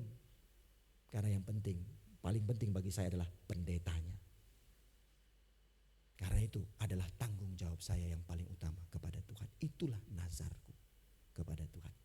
Kalau engkau sudah dibaptis juga Bapak Ibu, itulah nazarmu kepada Tuhan. Bayar, bayar, bayar lu Bapak Ibu. Jangan tunda, bayar nazarmu. Bayar Vina, kau sudah dibaptis, bayar. Bayarnya dengan apa? Berikan hidupmu kepada Tuhan. Berikan hidupmu sekalipun engkau ada di titik nadir. Bayar tetap kesetiaanmu kepada Tuhan. Tetap jaga kemurnian hatimu. Karena ayat yang ke-10 itu bukanlah cerita bohong. Tuhan akan melepaskan kita. Lalu berfirmanlah Tuhan kepada ikan itu. Dan ikan itu pun memuntahkan Yunus ke darat.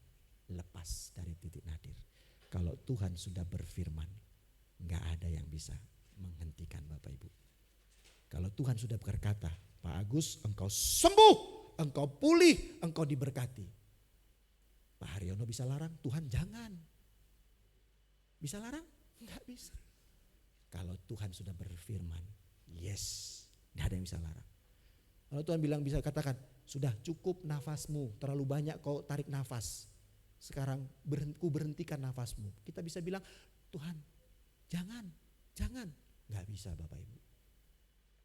Tapi di balik semua firman Tuhan, ada sukacita enggak? Yunus dilemparkan ke darat. Tuhan memberkati kita. Amin.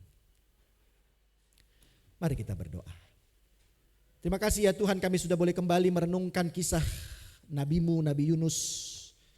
dalam segala kisah hidup yang getir, yang pahit, yang nadir, tetapi juga itu bukan karena kehendak-Mu, tetapi karena kehendak Yunus sendiri yang berusaha melawan Engkau Tuhan. Karena itu biarlah kembali firman ini kembali mengingatkan kami. Mungkin kami ada saat ini di dalam liang kubur, di dalam lembah kekelaman, di dalam kesulitan, ketidakberdayaan. Biarlah kami juga boleh belajar seperti Yunus, kembali mengingat siapa Engkau. Dan belajar untuk tidak melawan Engkau, tetapi memiliki ketertundukan yang benar-benar kepada Engkau. Karena kami percaya Tuhan, ketertundukan itu bukanlah kegagalan, tapi ketertundukan kepada Engkau sesungguhnya mau mendatangkan sukacita yang abadi. Demi Kristus tolonglah kami. Amin. Saya jemput kita untuk bangkit berdiri Bapak Ibu. Mari kita bersama-sama mengungkapkan kembali komitmen kemuritan kita. Sebagai jemaat Mennonite, kita mari bersama-sama berkata dengan penuh kesungguhan, kami bersaksi bahwa tidak seorang pun dapat sungguh-sungguh mengenal Kristus kecuali ia yang mengikutinya setiap hari dalam kehidupan. Dan sebagai bagian dari gereja yang ada di sepanjang segala abad dan tempat, mari pula kita bersama-sama mengungkapkan kembali pengakuan iman rasuli kita dengan berkata, aku percaya kepada Allah Bapa yang Maha Kuasa, Halik langit dan bumi, dan kepada Yesus Kristus anaknya yang tunggal Tuhan kita, yang dikandung daripada Roh Kudus, lahir dari anak darah Maria, yang menderita sengsara di bawah pemerintahan Pontius Pilatus, disalibkan, mati dan dikuburkan, turun ke alam maut. Pada hari yang ketiga bangkit pula dari antara orang mati, naik ke surga, duduk di sebelah kanan Allah, Bapa yang Maha Kuasa. Dan dari sana ia akan datang kembali untuk menghakimi orang yang hidup dan yang mati. Aku percaya kepada Roh Kudus, gereja yang kudus dan am, persekutuan orang kudus, pengampunan dosa, kebangkitan orang mati dan hidup yang kekal. Amin. Silakan duduk.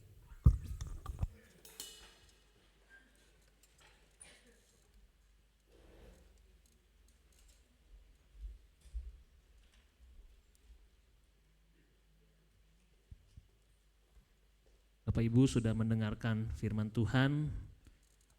Semoga kiranya Tuhan terus memberkati kita semua. Kita akan masuk dalam doa syafaat. Untuk hambanya boleh mempersiapkan diri Bapak Ibu. Dalam istilah saham itu ada perkataan, jangan pernah nangkap pisau yang sedang meluncur jatuh. Bapak Ibu mungkin pernah tahu nggak, kalau ada pisau lagi jatuh, jangan ditangkap. Karena kalau Bapak Ibu tangkap pisau yang sedang jatuh, pasti pisau itu akan melukai Bapak Ibu. Bahkan si Rothschild itu bilang, masuk ke pasar, buy the market when you see the blood on the street. Kalau tinggal kamu lihat di jalanan itu banyak darah. Tahu nggak artinya itu apa? Jadi ketika ada krisis, di situ adalah peluang opportunity yang sangat besar untuk terbang ke atas. Ibarat seperti sebuah per, ketika ditekan semakin dalam, daya pegasnya akan semakin tinggi. Yunus berbicara tentang panggilan. Tuhan mau pakai Yunus, tapi Yunus adalah tipe yang penakut dan tukang kabur. Untuk Tuhan bisa ambil Yunus jadi pribadi yang taat seperti yang hambanya sampaikan, dia harus dibersihkan, wadahnya harus dibersihkan terlebih dahulu.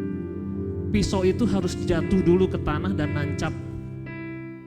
Sebelum dia jatuh ke bawah dan nancap di tanah, siapapun yang ambil dia itu tidak akan bisa lama-lama pegang dia, karena dia berbahaya untuk yang megang. Nah Bapak Ibu, kalau Bapak Ibu boleh lihat hidup kita saat ini, Tuhan sedang membersihkan Bapak Ibu. Setiap Allah-Allah yang kita punya di sekeliling kita itu sedang Tuhan bedah, geledah. Kita percaya sama uang, kita percaya sama mau koneksi, kita percaya sama semua pekerjaan, status. Izinkan Tuhan shaking, izinkan Tuhan goyang, supaya itu semua pilar-pilar Bapak Ibu yang dengan kekuatan Bapak Ibu itu, supaya itu semua hancur. Dan sampai akhirnya Bapak Ibu mengadah ke Tuhan. Tuhan, kalau ada di dasar jurang, aku tuh ada di situ. Lihat ke bawah, aku udah gak bisa di bawah lagi karena aku sudah di dasar paling bawah. Tapi ketika aku lihat ke atas, aku udah terlalu bau, orang gak percaya lagi sama saya. Aku udah gak bisa apa-apa. Kalau gak ada tangan yang ngulurin, gak ada tali yang dikulurin, aku gak bisa hidup. Daripada seperti itu lebih baik aku mati aja Tuhan. Tapi tadi cerita Bapak Ibu belum selesai sampai di saat ini. Tapi Bapak Ibu, apakah Bapak Ibu sudah menjadi pisau yang nancap ke tanah, yang bisa Tuhan ambil? Ada orang yang saya sebagai seorang pebisnis, banyak orang yang usahanya saya tolong. Utang 1 nota, Pak sorry gak bisa bayar. Tapi tolong kasih saya barang lagi, saya pasti bisa balikin. 2 nota saya kasih, 3 nota saya kasih. Tapi dia pisau yang sedang jatuh. Tangan saya berdarah nolongin orang-orang seperti itu. Akhirnya saya bertanya, lu tuh pisau yang sedang jatuh atau lu pisau memang yang dibuang sama semua orang dan gak ada yang mau pegang lu? Kita bukan pisau yang dibuang orang sampai semua orang mau pegang kita tuh bau, gak mau. Tapi Bapak Ibu, kalau Bapak Ibu udah di posisi terendah, titik nadir, dan ini saatnya Bapak Ibu percaya, Tuhan aku belum selesai, aku mau loncat lagi ke atas, kasih aku kesempatan lagi. Aku gak cari pertolongan-pertolongan dari tempat tinggi, dari manusia, aku sudah bau. Tapi aku mau cari Tuhan, aku mau manfaatin kesempatan terakhir yang Tuhan kasih. Aku mau jadi pribadi yang gampang ditekak-tekuk sama Tuhan. Udah terlalu banyak aku nenggar cadas, udah terlalu banyak aku menendang galah rangsang. Semakin ditendang semakin sakit, itu berbalik lagi ke aku. Bapak Ibu tahu kan ada bambu, kalau dibawa ditendang, bukannya kita bambunya sembuh, hilang malah nendang balik ke kita dan kita berdarah-darah. Tadi Pak El bilang jangan lawan Tuhan. Tujuan Tuhan adalah memurnikan kita, membersihkan kita supaya kita tuh luwes di tangan Tuhan, mau ke kiri, ke kanan, ke kanan. Orang-orang seperti itu akan menjadi orang yang dahsyat dan luar biasa. Orang-orang yang berjalan di tengah kemustahilan.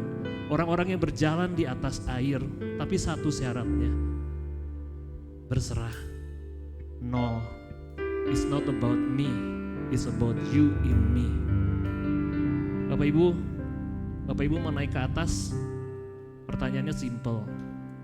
Apakah Bapak Ibu masih menjadi pisau yang menyakiti orang lain?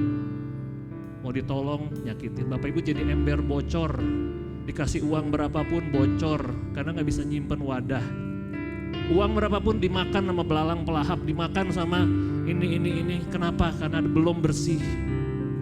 Dan inilah panggilan Tuhan buat Bapak Ibu. Serahkan hidup Bapak Ibu. Biar Tuhan berkenan memakai kita.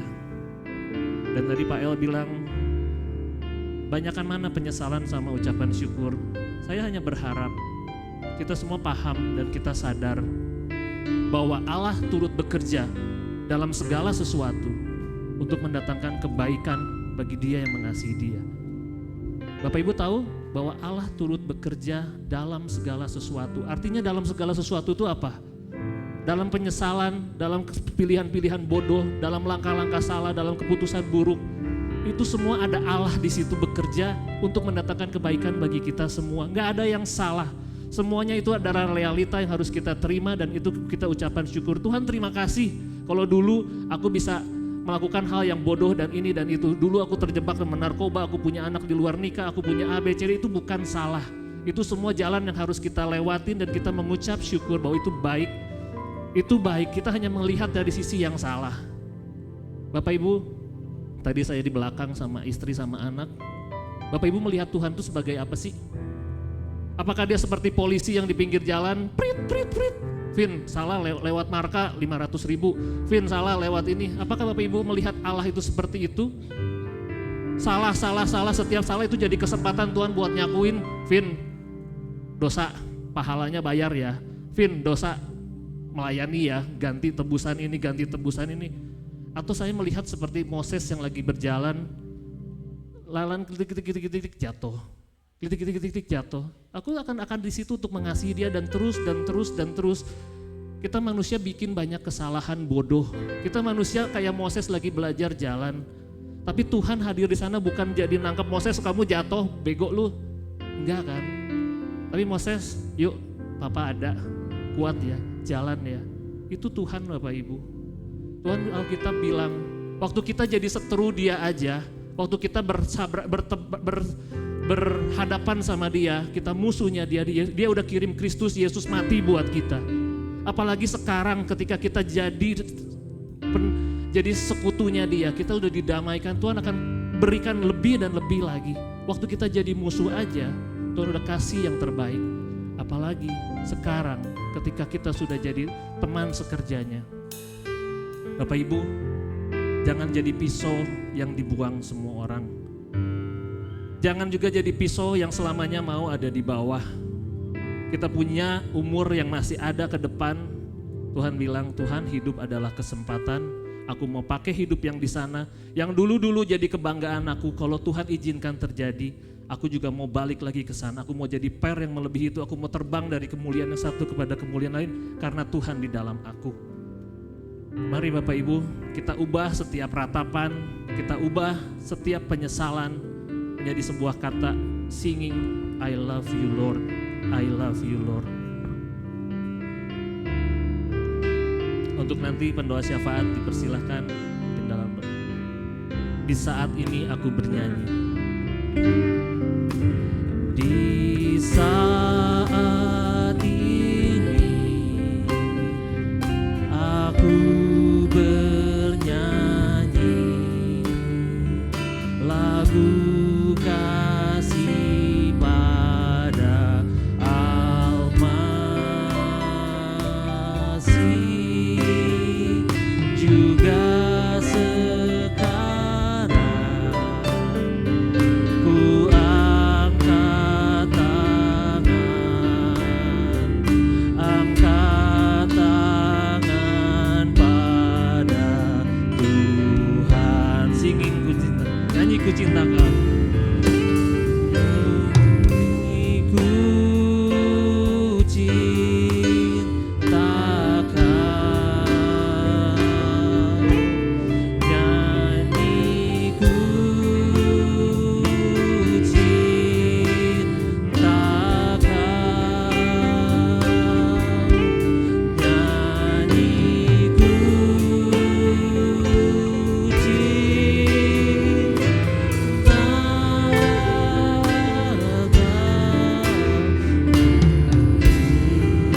In moment like this, Bapak Ibu, ini adalah lagu waktu saya lahir baru.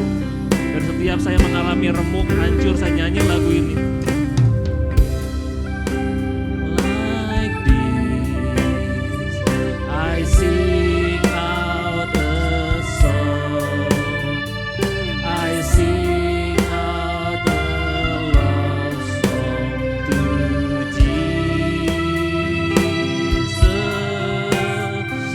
In moment like this, I lift up my hands. I lift up my hands to the Lord, singing I love you Lord. Singing I love you Lord. Singing I love you Lord. Singing I love you Lord. I love. In moment like this, in moment like this, in moment like. Ketika Yesus bertanya kepada Petrus, apakah engkau mengasihi aku? Do you love me? Dan Petrus say, Tuhan, engkau tahu aku mengasihimu. Tapi Tuhan tanya 3 kali. Dan Petrus nangis. Sekarang kalau saat ini Tuhan bertanya kepada Bapak Ibu, apakah Bapak Ibu mengasihi Tuhan? Dan biarlah jawaban 3 kali Bapak Ibu ini dari hati Bapak Ibu sendiri. Tuhan, apapun kondisiku, aku akan selalu berkata, Tuhan, aku mengasihimu. Singing I love you Lord. Singing I love you Lord.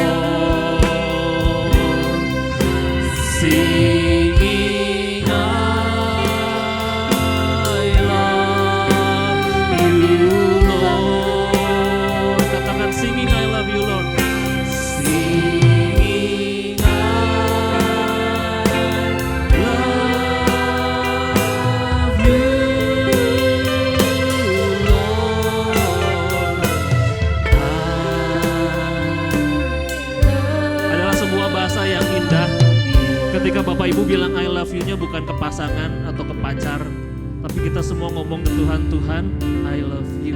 It's very good thing. In Jesus name we pray, thank you.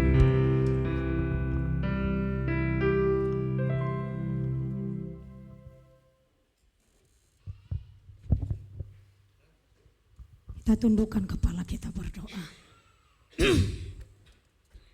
Bapa di surga, Bapa yang sungguh mengasihi kami mengucap syukur pada pagi hari ini Tuhan, karena Tuhan sudah memberikan kami kesempatan kembali untuk beribadah di tempat ini. Bapa, melalui firman Tuhan yang sudah disampaikan oleh hamba-Mu pagi ini,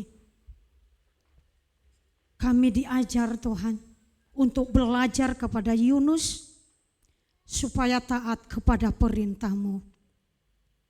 Sebenarnya Yunus tahu Tuhan bahwa dia mampu melakukan tugas itu untuk disuruh pelayanan ke Niniwe. Tapi dia tahu bahwa Tuhan penuh dengan belas kasihan, penuh dengan kemurahan, sehingga ia lari dari tanggung jawab yang diserahkan kepadanya. Dan dia merasakan akibatnya. Dia terbuang ke dalam perut ikan, penuh dengan kekelaman. Sudah tidak ada kehidupan.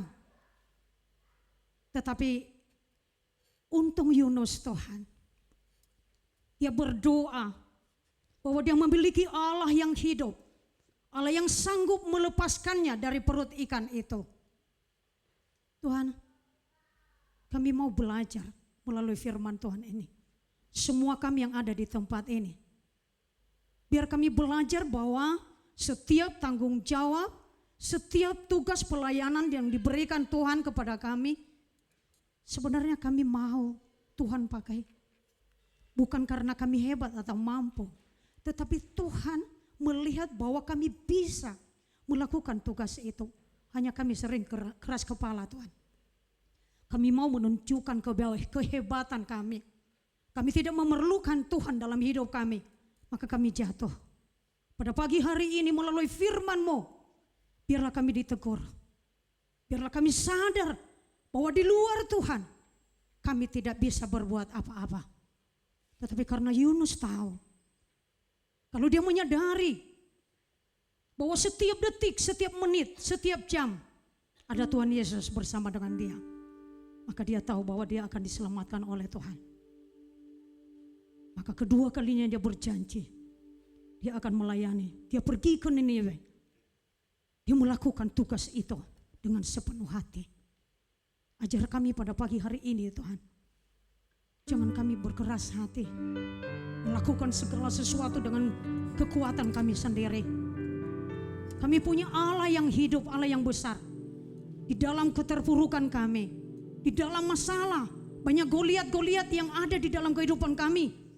Tetapi kalau kami memandang Allah yang hidup itu, Allah yang sanggup melepaskan kami, maka tidak ada seorang pun yang mampu mengalahkan kami, mampu menjatuhkan kami, bahkan mempermalukan kami. Meteraikan firman-Mu dalam hati dan pikiran kami pada pagi hari ini. Biarlah firman-Mu ini menjadi rema dalam hidup kami, menjadi kompas peta dalam setiap langkah yang kami lakukan. 1 minggu ke depan kembali. Walaupun masalah banyak di dalam hidup kami Tuhan, tetapi satu hal yang Tuhan rindukan di dalam kehidupan kami, apakah kami melakukan yang terbaik di mata Tuhan, bukan di mata manusia. Setiap pelayanan kami lakukan untuk Tuhan, bukan untuk manusia. Terima kasih Tuhan, urapi hamba-Mu yang sudah menyampaikan kebenaran firman Tuhan. Kami berdoa secara khusus untuk Pak El pada pagi hari ini. Sebagai gembala Tuhan, pakai dia luar biasa. Biarlah tanggung jawab yang Tuhan berikan kepadanya Tuhan, biar dia melakukannya dengan penuh takut akan Tuhan dan bertanya kepada Tuhan, mengandalkan Tuhan dalam hidupnya. Maka hidup hamba-Mu ini akan dilimpahkan berkat, tambah-tambahkan hikmat Tuhan. Otoritas dari surga akan turun, karena hamba-Mu itulah Kau urapi untuk menggembalakan domba-domba-Mu, khususnya di GKMI Bandung ini.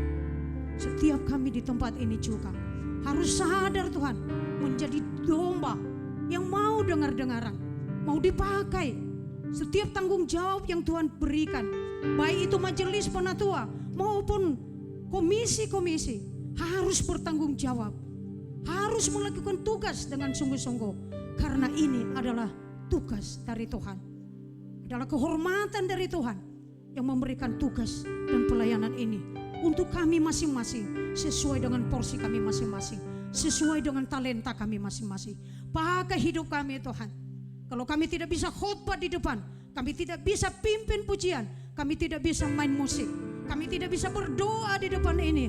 Tetapi kalau kami melakukan satu hal, memberikan hati yang sukacita kepada setiap orang yang bertemu dengan kami memberikan senyum, kami merangkul, membangun setiap kata-kata yang keluar dari mulut bibir kami, maka itu satu pelayanan yang berkenan di hadapan Tuhan.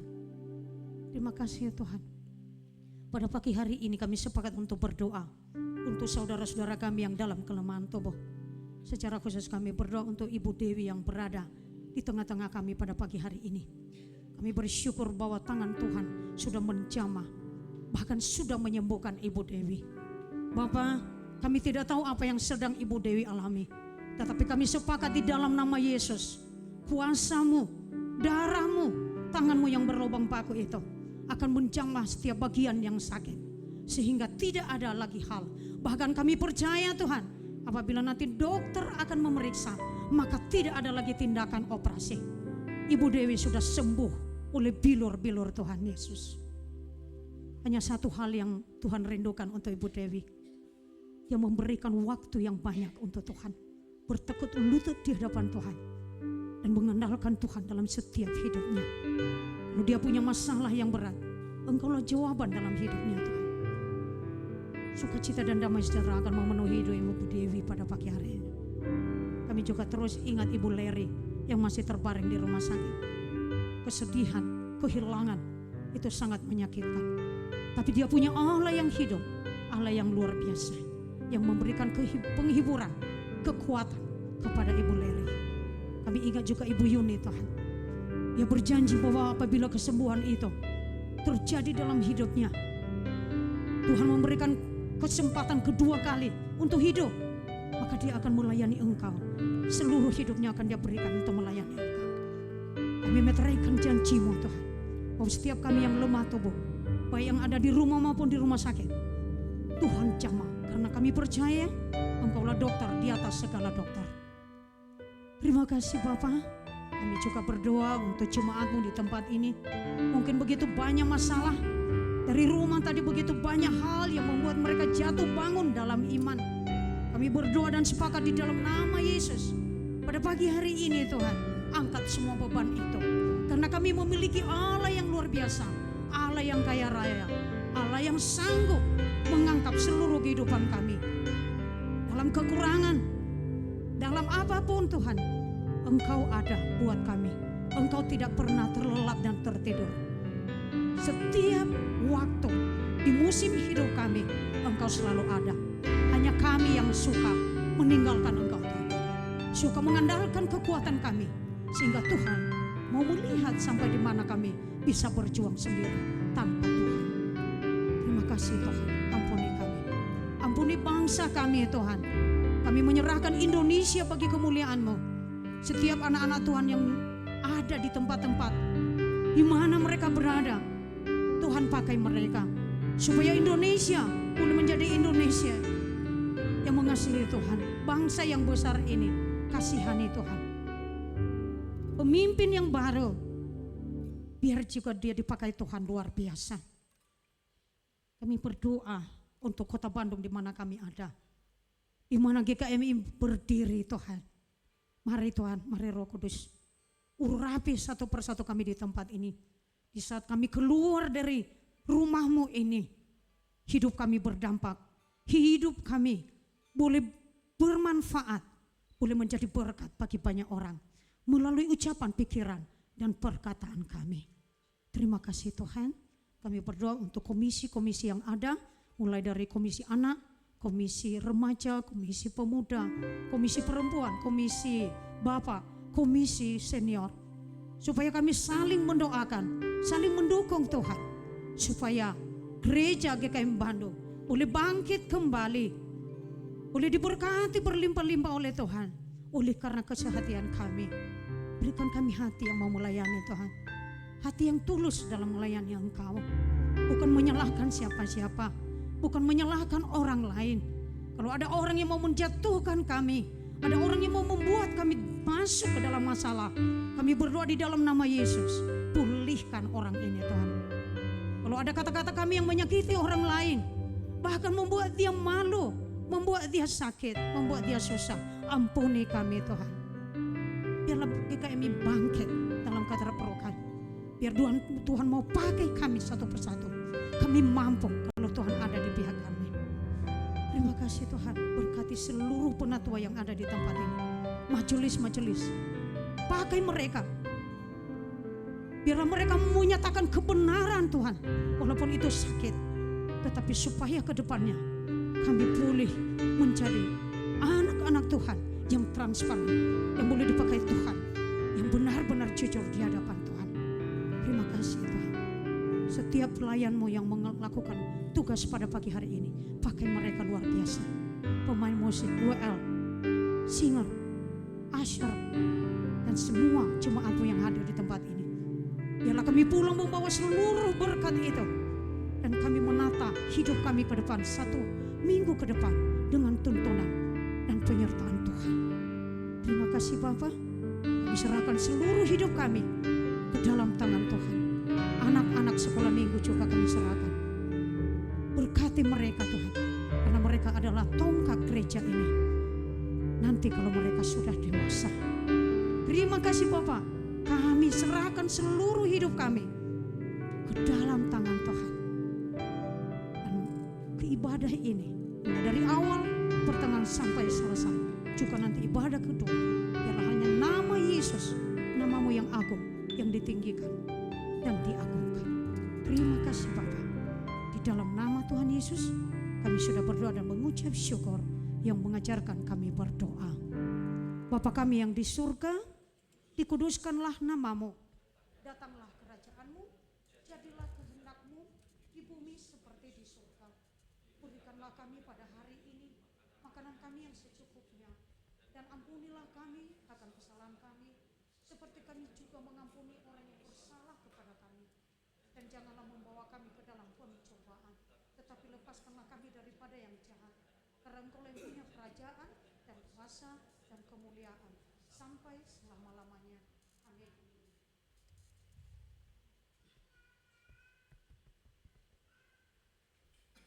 Ya, kita akan mengembalikan sebagian berkat yang sudah Tuhan berikan sepanjang seminggu ini.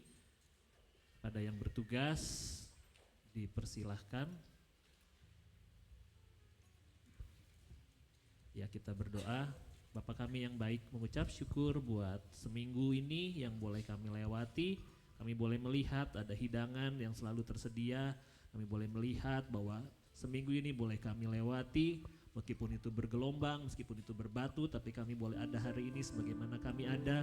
Itu semua karena kasih karunia-Mu. Bapak, kami juga mau berdoa kiranya melalui persembahan yang kami berikan, ini juga menjadi bukti bahwa kami juga menghargai, mensyukuri setiap berkat-berkat-Mu.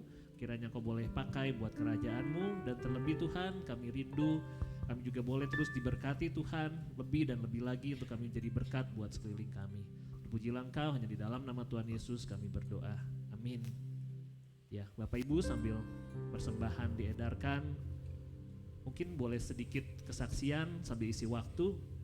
Bapak Ibu kalau lihat keluarga kami seperti Pak Suhendrik, Mama, saya dan adik-adik, kami ada seperti ini itu karena kami menghargai apa yang 2007 lalu kami lewati. Bapak Ibu mungkin yang jemaat lama, waktu kami tahun 2007, kami mengalami kaki jadi kepala, kepala jadi kaki. Semua gulang-guling, semua yang kami pegang, semuanya bau dan rontok. Itu hanya untuk membuktikan bahwa pilar-pilar manusia yang bisa bangun, itu semuanya sampah dan tidak bisa diandalkan. Sampai ada satu badai yang menggoyang semua, pilar-pilar itu semuanya rubuh. Tinggal sedikit lagi bangunan atap ini karena nggak ada tatanan, jatuh nimpa kami. Tapi kami bersyukur dari situ kami mengalami Tuhan dan Tuhan dan Tuhan sampai hari ini. Dan itulah yang membuat kami sekarang mencintai Tuhan dan mengasihi Dia, memberikan hidup kami untuk Dia. Di mulut kami tidak pernah berhenti tentang Tuhan. Dan saya percaya kisah hidup itu masing-masing juga kita punya. Dan kita juga percaya Tuhan yang sama, bahkan Tuhan yang berperkara secara pribadi buat Bapak Ibu, itu pasti dahsyat dan ajaib. Bikin cerita hidup kita masing-masing sama Tuhan Bapak Ibu. Dan saya bisa menyaksikan dari tahun 2007 sampai saat ini, itu sudah 17 tahun, kalau anak itu sudah dewasa, saya gak pernah lihat Tuhan mengecewakan, saya gak pernah lihat satu kali pun Tuhan gagal. Masalah banyak, tapi masalah itu membuat kami semakin kuat. Bapak Ibu, kalau kita latihan, kalau di situ ada chopper, kalau kita latihannya selama ini cuma 1 kilo dumbbell 1 kilo kan nggak kuat-kuat otot kita ya. Tapi kalau 1 kilo jadi 2 kilo, 2 kilo jadi 5 kilo, 5 kilo jadi 10 kilo. Tanpa sadar yang tadinya masalah itu berat kita lewatin, kekuatan kita tuh sudah jauh. Nah Bapak Ibu, kita mau belajar hari ini, hargailah setiap proses Tuhan. Di dasar lembah, kekelaman, di lubang yang sangat dalam, yang katanya orang lain gak mau tolongin karena terlalu bau, tapi ternyata Tuhan itu mencari kita. Daud bilang, kemana aku bisa lari dari rohmu? Aku taruh petiduranku di dunia orang mati, engkau di sana. Aku naruh di ujung bumi, kalau orang nyari di balik rainbow itu tuh kalau ada cerita di ujungnya pelangi itu ada Sarpenaum dan segalanya, itu dia juga ada di sana. Jadi kita tuh dikejar Allah, kita gak usah cari-cari Tuhan, Tuhan ngejar-ngejar kita kok. Jadi jangan mempertanyakan lagi Tuhan di mana. Tapi kita tahu bahwa Tuhan tuh ada di dalam kita, bersama kita, Dia bahkan menggendong kita. Jadi sekali lagi, apapun peluru yang dipancarkan, ditemakin ke kita, biarlah peluru itu kena sama kita dan kita selalu kuat. Terima semuanya, manis, asam, asin, rasanya kehidupan, nano-nano, telan dan mengucap syukur. Karena itu bikin kita kuat. Bapak Ibu, kita akan menerima berkat dari hambanya. Kepada Pak El dipersilahkan. Silakan Bapak Ibu boleh bangkit berdiri. Kita akan nyanyi nanti kepada Allah beri puji.